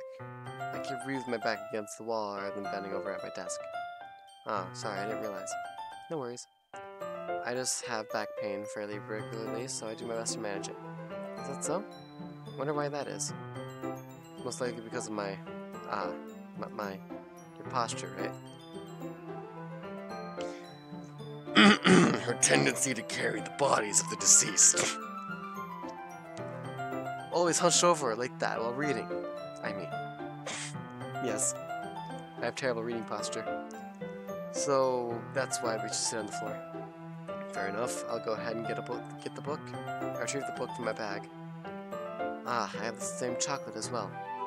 Oh, I have some chocolate as well. It's a bag full of small chocolate candies that I kept hidden from Sayori's candy radar. I take it, since it'll go well with the tea. Yuri and I sit against the wall, teacups at our sides. As if in sync, we assume the same reading position as last time, each holding one half the book. Except this time, our bodies are even closer to each other. I can't see too well. Yuri sides closer until our shoulders are touching. How am I supposed to focus on reading like this? Yuri was always kind of cute, but when she's being less apprehensive, it's almost more than I can handle. Your teacup. Yuri hands me my teacup. Holding it with my hands, that's not holding the book. I end up in a position that makes it even harder to focus. Because now I need to worry about making sure I don't actually touch her chest. Meanwhile, Yuri hasn't noticed a single thing. She wears her intense reading expression, and I can only presume that the world around her has faded away. I use all my willpower to focus on reading. Da-da-da. After a few minutes, I finally manage to relax a little. I put the teacup between my legs and fumble with the chocolate wrapper. Ah, sorry. Briefly let go of the book to finish opening the wrapper. You can have as much as you want. Ah, that's okay. I won't take any. Yeah, are you sure? Well, if I touch it, then it might get smudged on the pages. You're right. You didn't think about that. My bad. I need to apologize. I'll hold the book, okay? Are you sure? Of course. He opens the book with both hands. She holds it so that I don't have any harder of a time reading from it. But as a result, her left arm is practically resting on top of my leg. Well, in that case, Yuri's already focused on reading again. I take a chocolate candy, pop it in my mouth. I take another chocolate, and hold it up to Yuri. She doesn't even look away from the book. She only parts her lips, as if this situation was completely natural. But that means I can't stop here. I realize it puts the chocolate in her mouth. Just like that, Yuri closes her lips over it. Yuri's heart just suddenly breaks. Did I just... Yuri looks at me, she needs to confirm what just happened. Trigger? Sorry. I guess I shouldn't have done that. Well... You were just helping. That's something that friends do. Right. I mean, not really in this kind of context, but... yeah. That's all it was. Yeah. Then... you don't need to stop or anything. Wait, what? Did I click a button or automatically just bring me to that? Anyway, I'll just save while I'm here. What? Skip.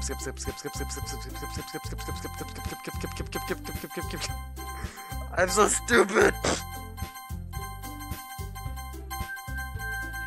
I was on the load page, not the save. Urgh.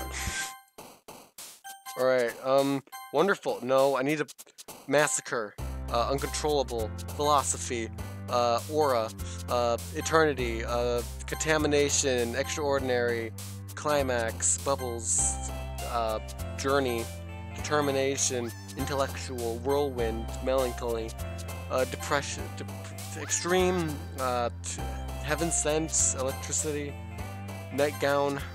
Oh my god, I'm such a failure.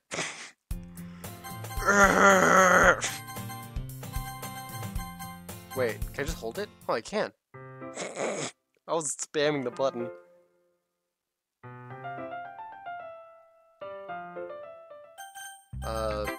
Same order as last time. I know this is like I heard this was a decision-based game. Who was next? It was Sayori. Skip. Natsuki. Monica. Jeez, so many mistakes during this. Guess I can take a second to rest my voice though. Get a drink of water.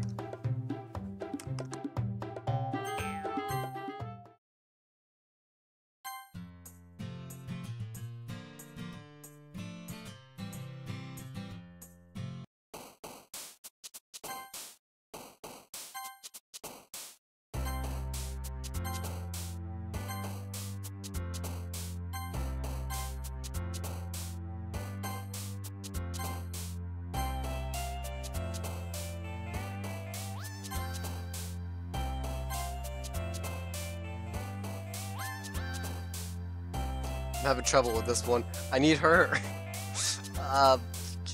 Insight. Judgment. Broken. That's you? What? Uncontrollable. Extraordinary. Stop it. Graveyard. I think I failed that one. Skip. Slap.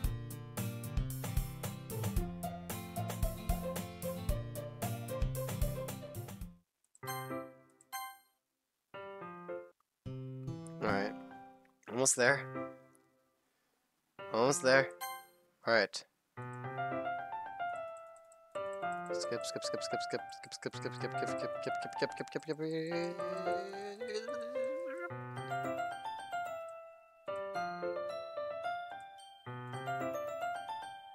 Alright. Save this time so that doesn't happen again. Yes, overwrite that. Oh my god, that was bad. The situation got really tense. Yuri tries to return the book. But I can tell just by expression that even she can't focus now. My heart is pounding. I nervously take another chocolate between my fingers. But this time, Yuri's eyes meet mine. Put it up.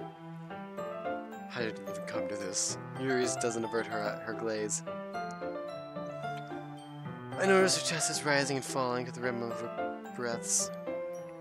I raise my arm. Ah, like before, Yuri's parts her lips. But it's different this time. Take the chocolate, place it in her mouth. I feel her hot breath on my fingers. Okay, everyone. Oh, what? Yuri jolts back. It's time to share poems. Sugar, can you help Yuri put away the tea stuff? Right? Yeah, of course. Okay, thanks. The spell is abruptly broken. I'll take care of the cups. Yeah. Yuri picks up the cups from the floor. I pick up the bag of chocolates, and in the end, we hastily clean up the room without so much as a word between us. I get the feeling this is something neither of us will have the courage to bring up. Same order. Let's see what you've written for the day. Da da da. Da da da da. Yuri stares at the poem with a surprised expression on her face. Do you like it? Trigger. This one might be better than yesterday's. How did you pick up on this so quickly? Just yesterday I was telling you the kind of techniques worth practicing. Maybe that's why. Or maybe that's why. You did a good job explaining. I really wanted to giving it more imagery. Yuri visually swallows. Even her hands appear sweaty. I'm not used to this. Used to what? I don't know. That's fine, take your time. Yuri breathes and collects her thoughts. I know that Yuri likes to think before she speaks, so I offer that patience to her. Yeah, just being appreciated like this, I guess. Probably sounds really stupid, but seeing someone motivated by my writing, it just makes me really happy. Are you saying that you've never shared your writing before? Yuri nods. Really? I don't believe it. I really only write for myself. And besides, people would just laugh at me. Do you really think that? Again, Yuri nods. Even your closest friends? Dot. Yuri doesn't respond to that. I wonder why. Anyway, do you want to share the poem you wrote today? Dot. Yeah, I do. If it's with you. There's a scroll. Oh my god, this is so long. Do I have to read this? The raccoon. It happened in the dead of night while I was slicing bread for a guilty snack. My attention was caught by scuttering a raccoon outside my window. That was, I believe, the first time I noticed my strange tendencies as an ordinary human. I gave the raccoon a piece of bread, my subconscious, well aware of the consequences. Well aware that the raccoon that is fed will always come back to me for more. The enticing beauty of my cutting knife was a symptom. The bread, my hungry curiosity, the raccoon. I don't know what that says. on an urge. Oh, an urge. Okay, an urge. The moon. Let me just go. All right. The moon incriminates its phase. Increments its phase and reflects that much more light off the cutting knife. The very same light that glistens in the eyes of my raccoon friend. I slice the bread, fresh and soft. The raccoon becomes excited. Or perhaps I'm merely projecting my emotions onto the newly satisfied animal. The raccoon has taken up to following me. You could say that we've gotten quite used to each other. The raccoon becomes hungry more and more frequently, so my bread is always handy. Every time I brandish my cutting knife, the raccoon shows me its excitement. A rush of blood. Classic.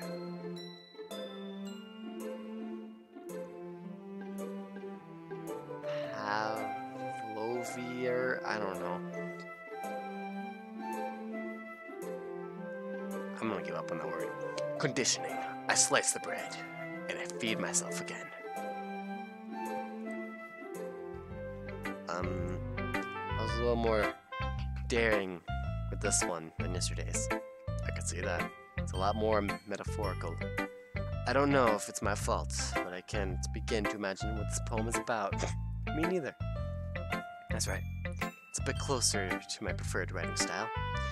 Using the poem as a canvas to express vivid imagery and conveying emotions through them.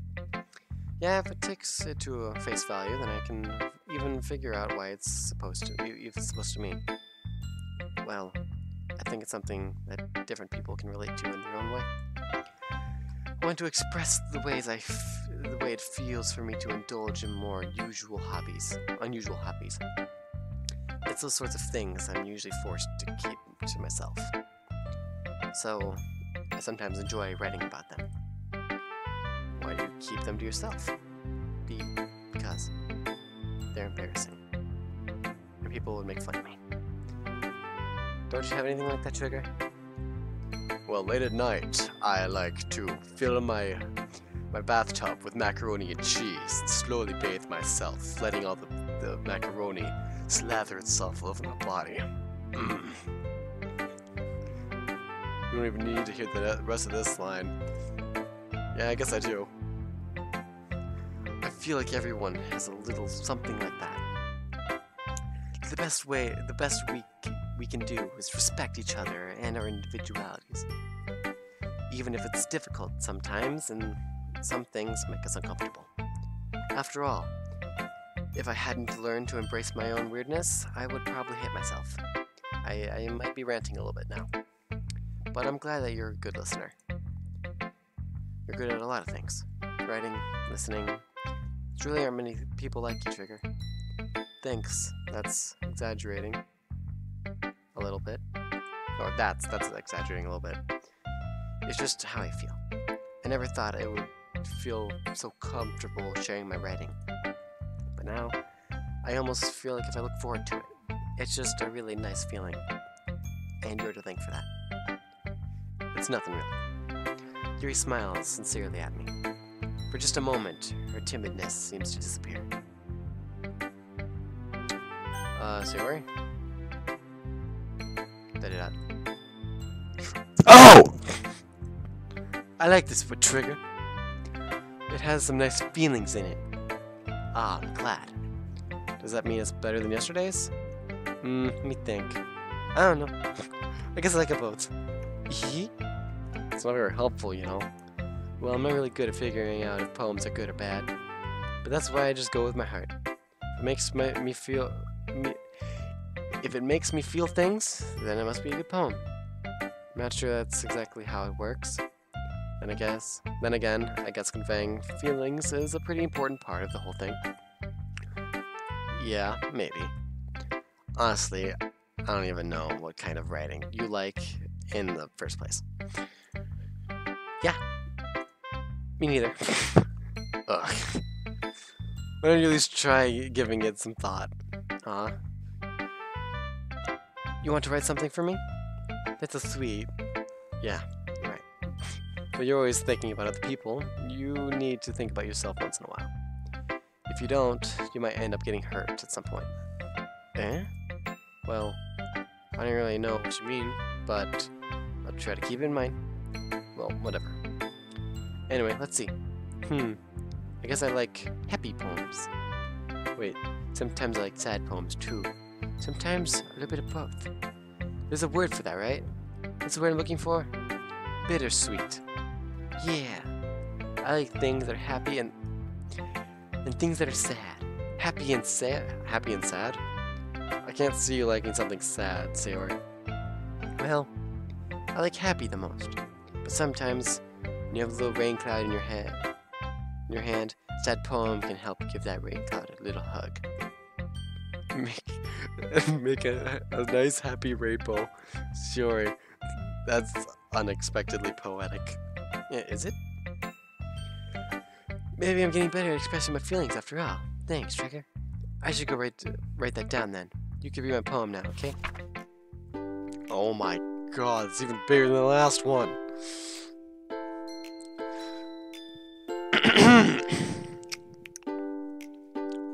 Bottles. I pop off my scalp like a lid of a cookie jar. It's a secret place where I keep all my dreams. Little balls of sunshine, all rubbing together like bundles of kittens. I reach inside with my thumb and forefinger and pluck one out. It's warm and tingly. But there's no time to waste. I put it in a bottle to keep it safe. And I put the bottle on the shelf with all the other bottles. Happy thoughts, happy thoughts, happy thoughts and bottles, all in a row. My collection makes me lots of friends. Each bottle, a starlight to make amends. Something my friends feel a certain way. Down comes the bottle to save the day. Night after night, more dreams. Friend after friend, more bottles. Deeper and deeper my fingers go. Like exploring a dark cave, the secrets hidden in the nooks and crannies. Digging and digging, scraping and scraping. I blow dust off my bottle caps. Doesn't feel like time elapsed. My empty shelf could use some more. My friends look through my locked front door. Finally, all done, I open up, and in come my friends. In they come in such a hurry. Do they want my bottles that much? I frantically pull them down from the shelf, one after the other, holding them out to each and every friend, each and every bottle. But every time I let one go, it shatters the tile between my feet. Against the tile between my feet. Happy thoughts, happy thoughts, happy thoughts, and shards all over the floor. They're supposed to be for my friends. My friends who aren't smiling. They're all shouting, pleading, something. But all I hear is echo, echo, echo, echo, inside my head. That was kind of sad. Holy crap. Sorry, did you really write this? Of course I did. Didn't I tell you yesterday I was gonna write the best poem ever? Yeah, but, I mean, I didn't expect something like this coming from you. Monica taught me a whole lot. And I've been really in touch with my feelings recently. I see that. It's almost kind of creepy. Creepy? Well, not exactly. Maybe because I'm so used to you being cheerful. Well, never mind. I'm getting too hard about it. I'm thinking too hard about it. The point is, it came out good, so you should be proud of it. Aw, thanks.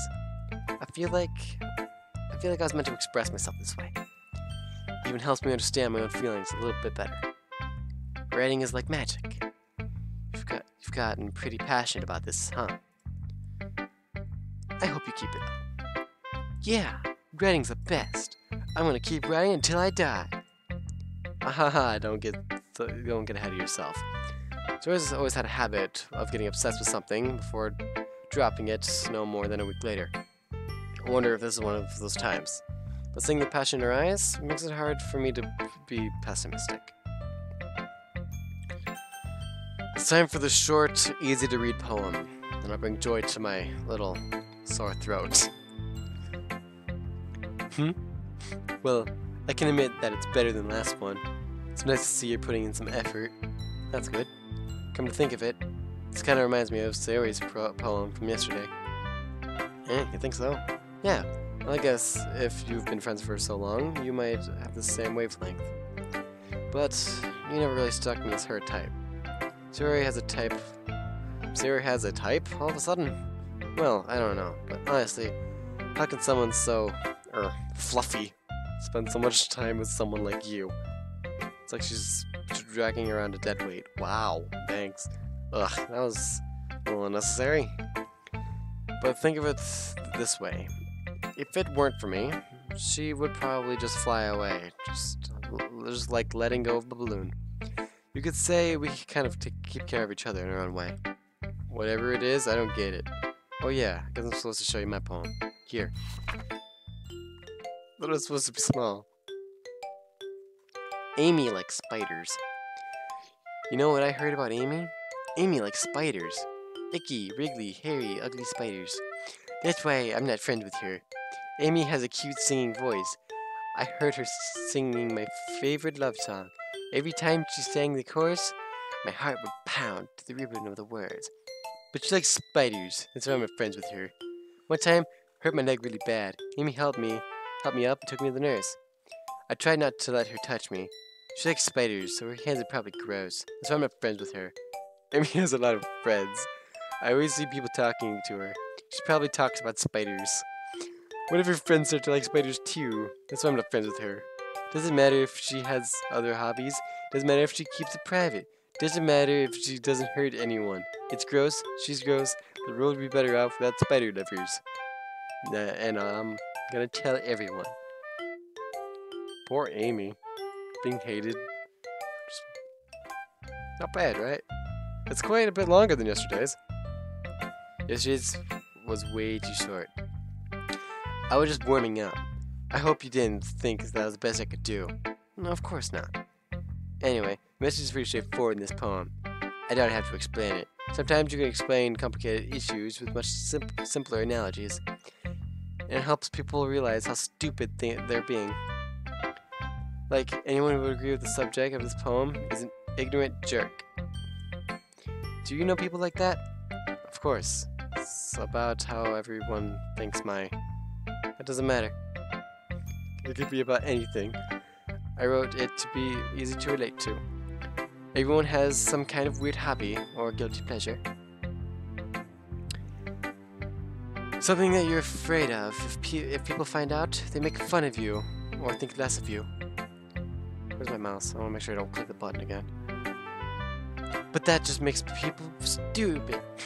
Who cares what someone likes, as long as they're not hurting anyone and it makes them happy? I think people really need to learn to respect others for liking weird things.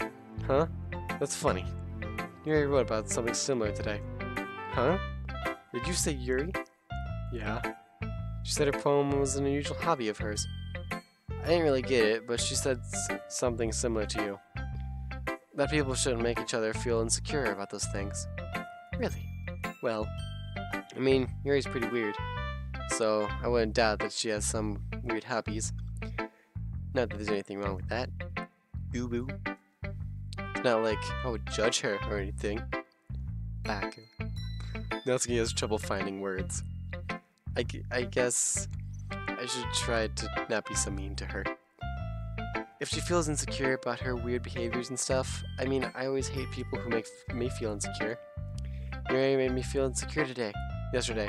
But the way you put it, it sounds like she's learned her lesson. Well, I would say so. Even if her writing style is really different, I'm sure she'll appreciate the message in your poem. That's what I do best, after all. I don't like writing unless there's a good message to take away from it. Like conveying emotions is important. But I want to make people think, not just feel. Remember that. I'm gonna write a good one down for tomorrow, so look forward to it.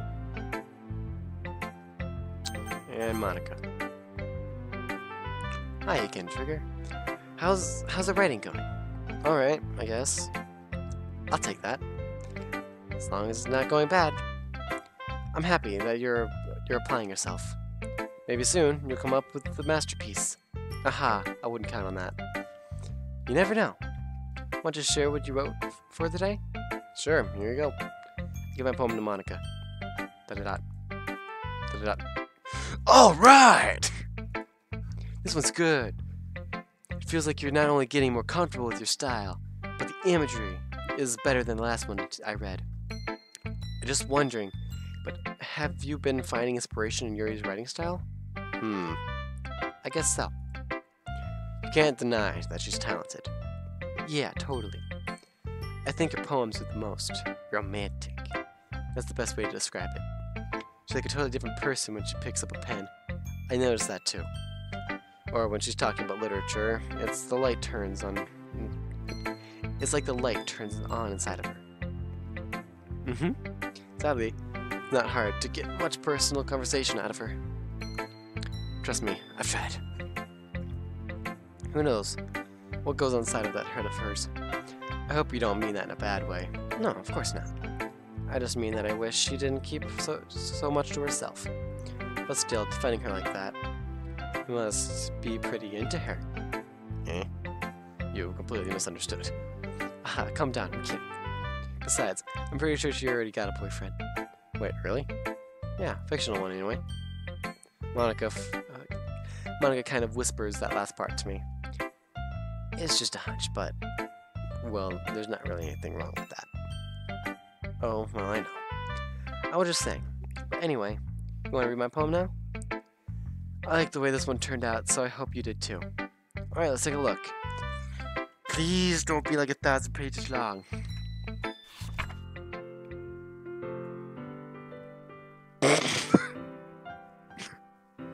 I got really scared when I saw that scroll bar. Save me. The colors, they won't stop. Bright, beautiful colors, flashing, expanding, piercing. Red, green, blue, and endless. Cacophony? Cacophony of meaningless noise. The noise, it won't stop. Violent, grating waveforms, squeaking, screeching, piercing. Sine, cosine, tangent. Is that how I say those words? I don't know. Like playing a chalkboard at a turntable. Like playing... What the heck? A vinyl on a pizza crust. An endless poem of meaningless. Load me. It's more abstract than your last one, huh? Trip. I guess it's just the way I write. I'm sorry if you don't like it. No, I never said that. It's just a kind of thing I've never really seen before, I guess. I kind of like playing with my space on the paper. Choosing where and how to space your words can totally change the mood of a poem. It's almost like magic, except if you space it out way too far.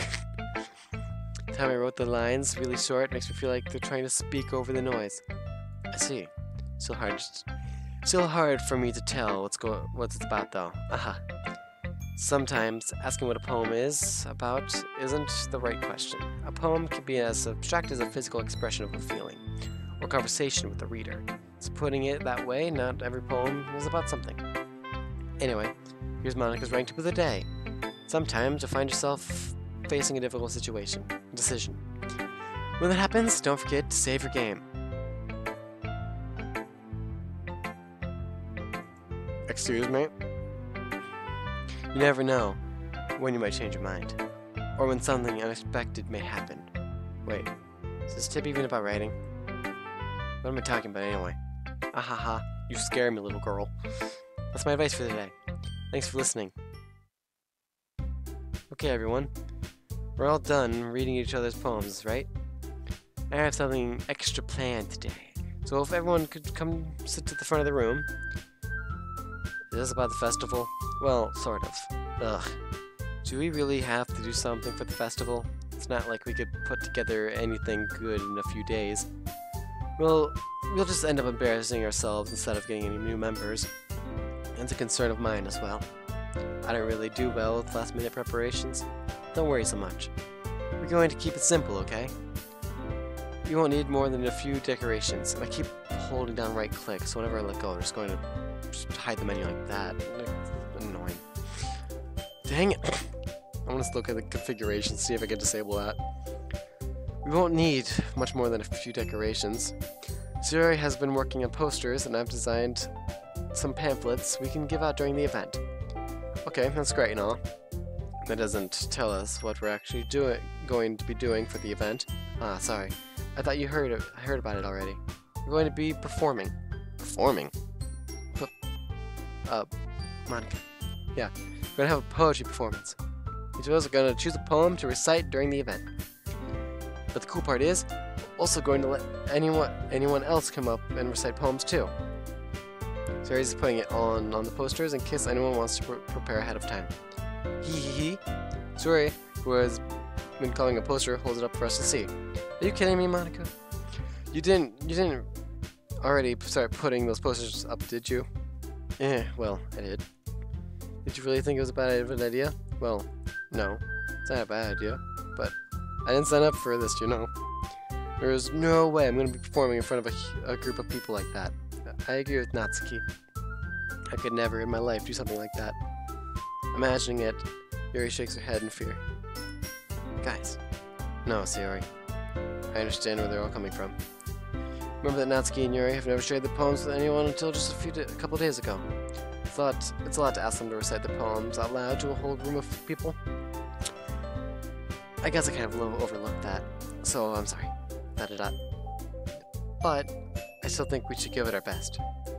We're the only ones responsible for the fate of the club. If we start the event and each of us put in a good performance, then it'll inspire others to do the same. And the more people who perform, the better we'll be able to show everyone what literature is all about. Yeah, it's about expressing your feelings, being intimate with yourself, finding new horizons, and having fun. That's right. And it's those reasons why we're all in this club today. Don't you want to share that with others? To inspire them to find the same feeling that brought you here in the first place? I know you do. I know we all do. And if all it takes is standing in front of a room for 2 minutes and reciting a poem, then I know you can all do it. Da-da-da. Natsuki and Yuri remain silent. Sayori looks worried. I guess that leaves me no choice. I agree. I don't think it's too much to ask. I think that Sayori and Monica have been trying really hard to get new members. The least we could do is help them out a little bit. Well, maybe, but da-da-da. Looks like Natsuki doesn't have any arguments left. Ooh. Okay, fine. I guess I'll just have to get over with it. Alright.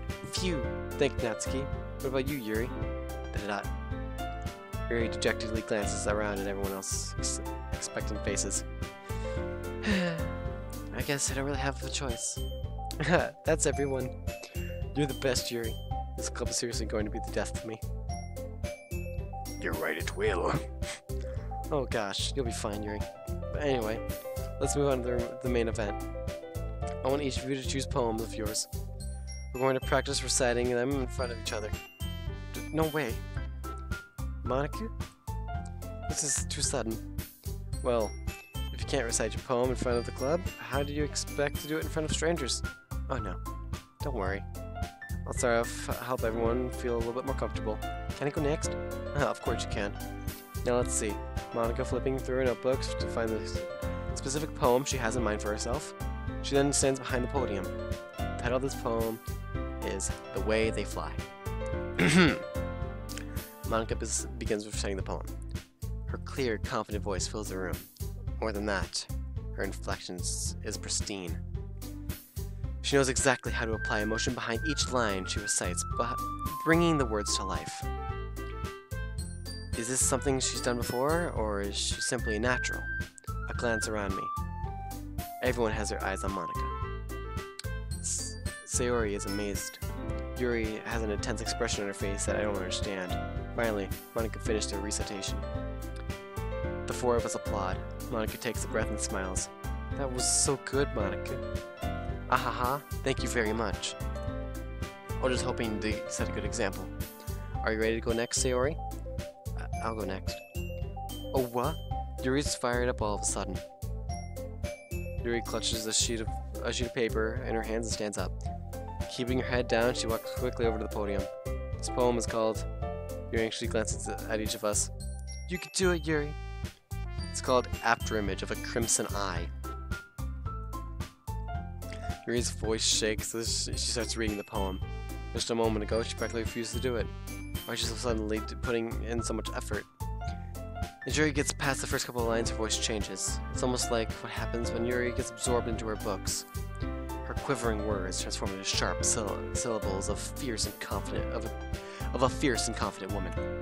The poem is full of twists and turns in its structure that she enunciates with perfect timing. This must be a rare glimpse into the whirling fire Yuri keeps concealed in her head.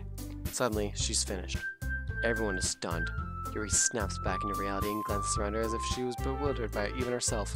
It's up to me to save the situation. I'm the first to start applauding. Everyone joins me afterward, and we give Yuri the recognition she deserves. It's not that we didn't want to applaud for her, but we were caught so off guard that we must have forgotten. As we applaud, Yuri holds the poem to her chest and rushes back to her seat. Yuri, that was really good. Thank you for sharing. Looks like Yuri is down for the count. Okay, I guess I'm next then. Sierra hops up out of a chair and cheerfully walks over to the podium. This one's called My Meadow. Haha. Sorry, I giggled. Hee hee. Sorry. It's a lot harder than I thought. How do you guys do it so easily? Try to think of it like you're reciting to other people. Imagine you're reciting it to yourself, like in front of a mirror or in your own head. It's your poem, so it'll come out the best way that way. I see. Okay then. Sierra begins her poem. Somehow it feels like her soft voice was made as a perfect match. The poem isn't aimlessly cheering like Sayori is. It's serene and bittersweet. If I were to read this on paper, I probably wouldn't think much of it. But hearing it come from Sayori's voice almost gives it a whole new meaning. Maybe this is what Sayori meant when she said she likes my poems. It's like I get to reach more deeply into someone I thought I knew through and through. Sayori finishes and we applaud. I did it! Great job, Sayori. Even Trigger liked it.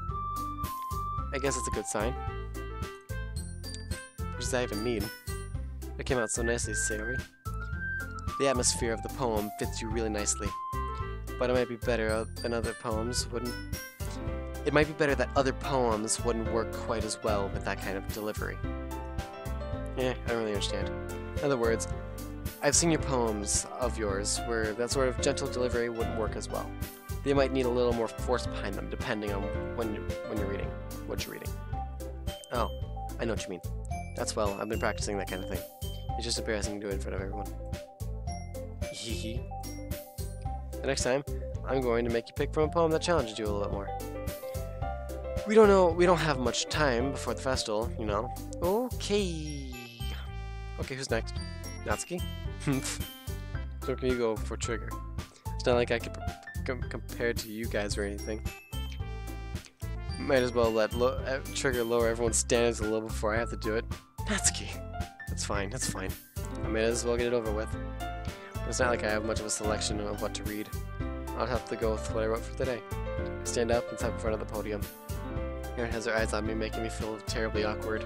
I recite my poem. Since I'm not exactly confident in my own writing, it's hard to put energy into it. Despite that, once I finish, I receive applause anyway. Sorry, I'm not really as good as everyone else. Don't worry about it so much. I think it's less about your abilities and more about your lack of confidence in your writing. That's something that'll improve over time. Yeah, maybe. Alright then. That just leaves you, Natsuki. Yeah. I'm going.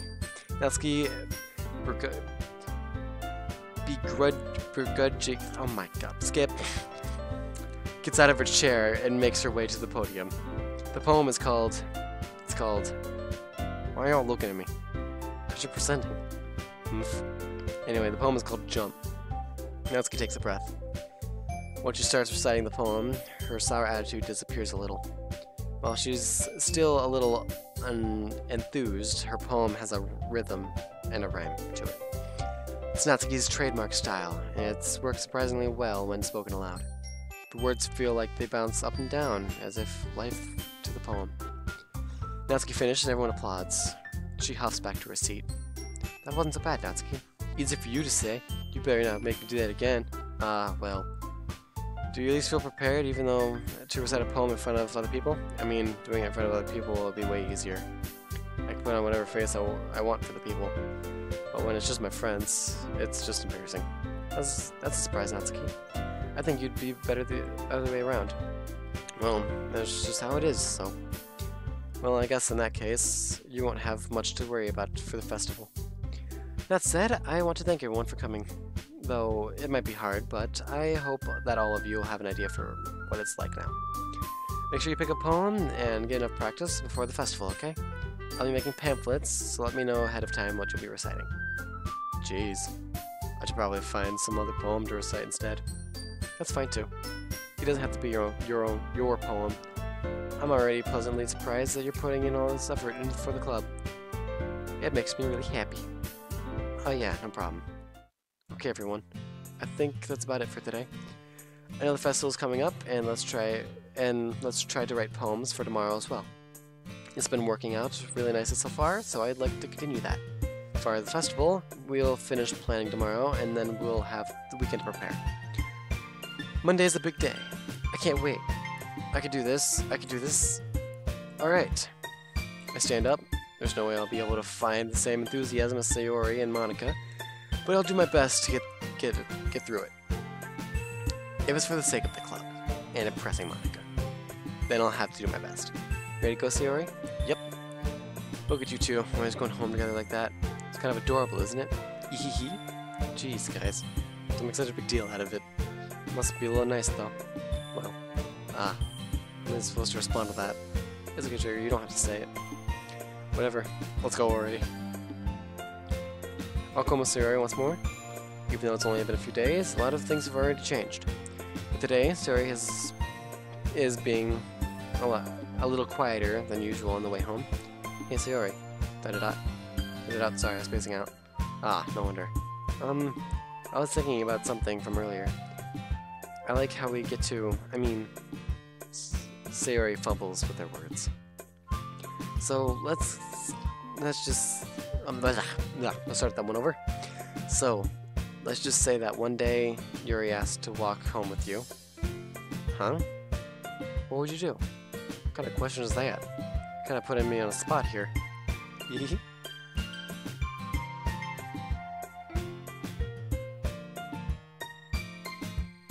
I have to pick? Why can't I just walk home with both? Oh. Thanks, Cortana. Music cover. Okay, there it goes.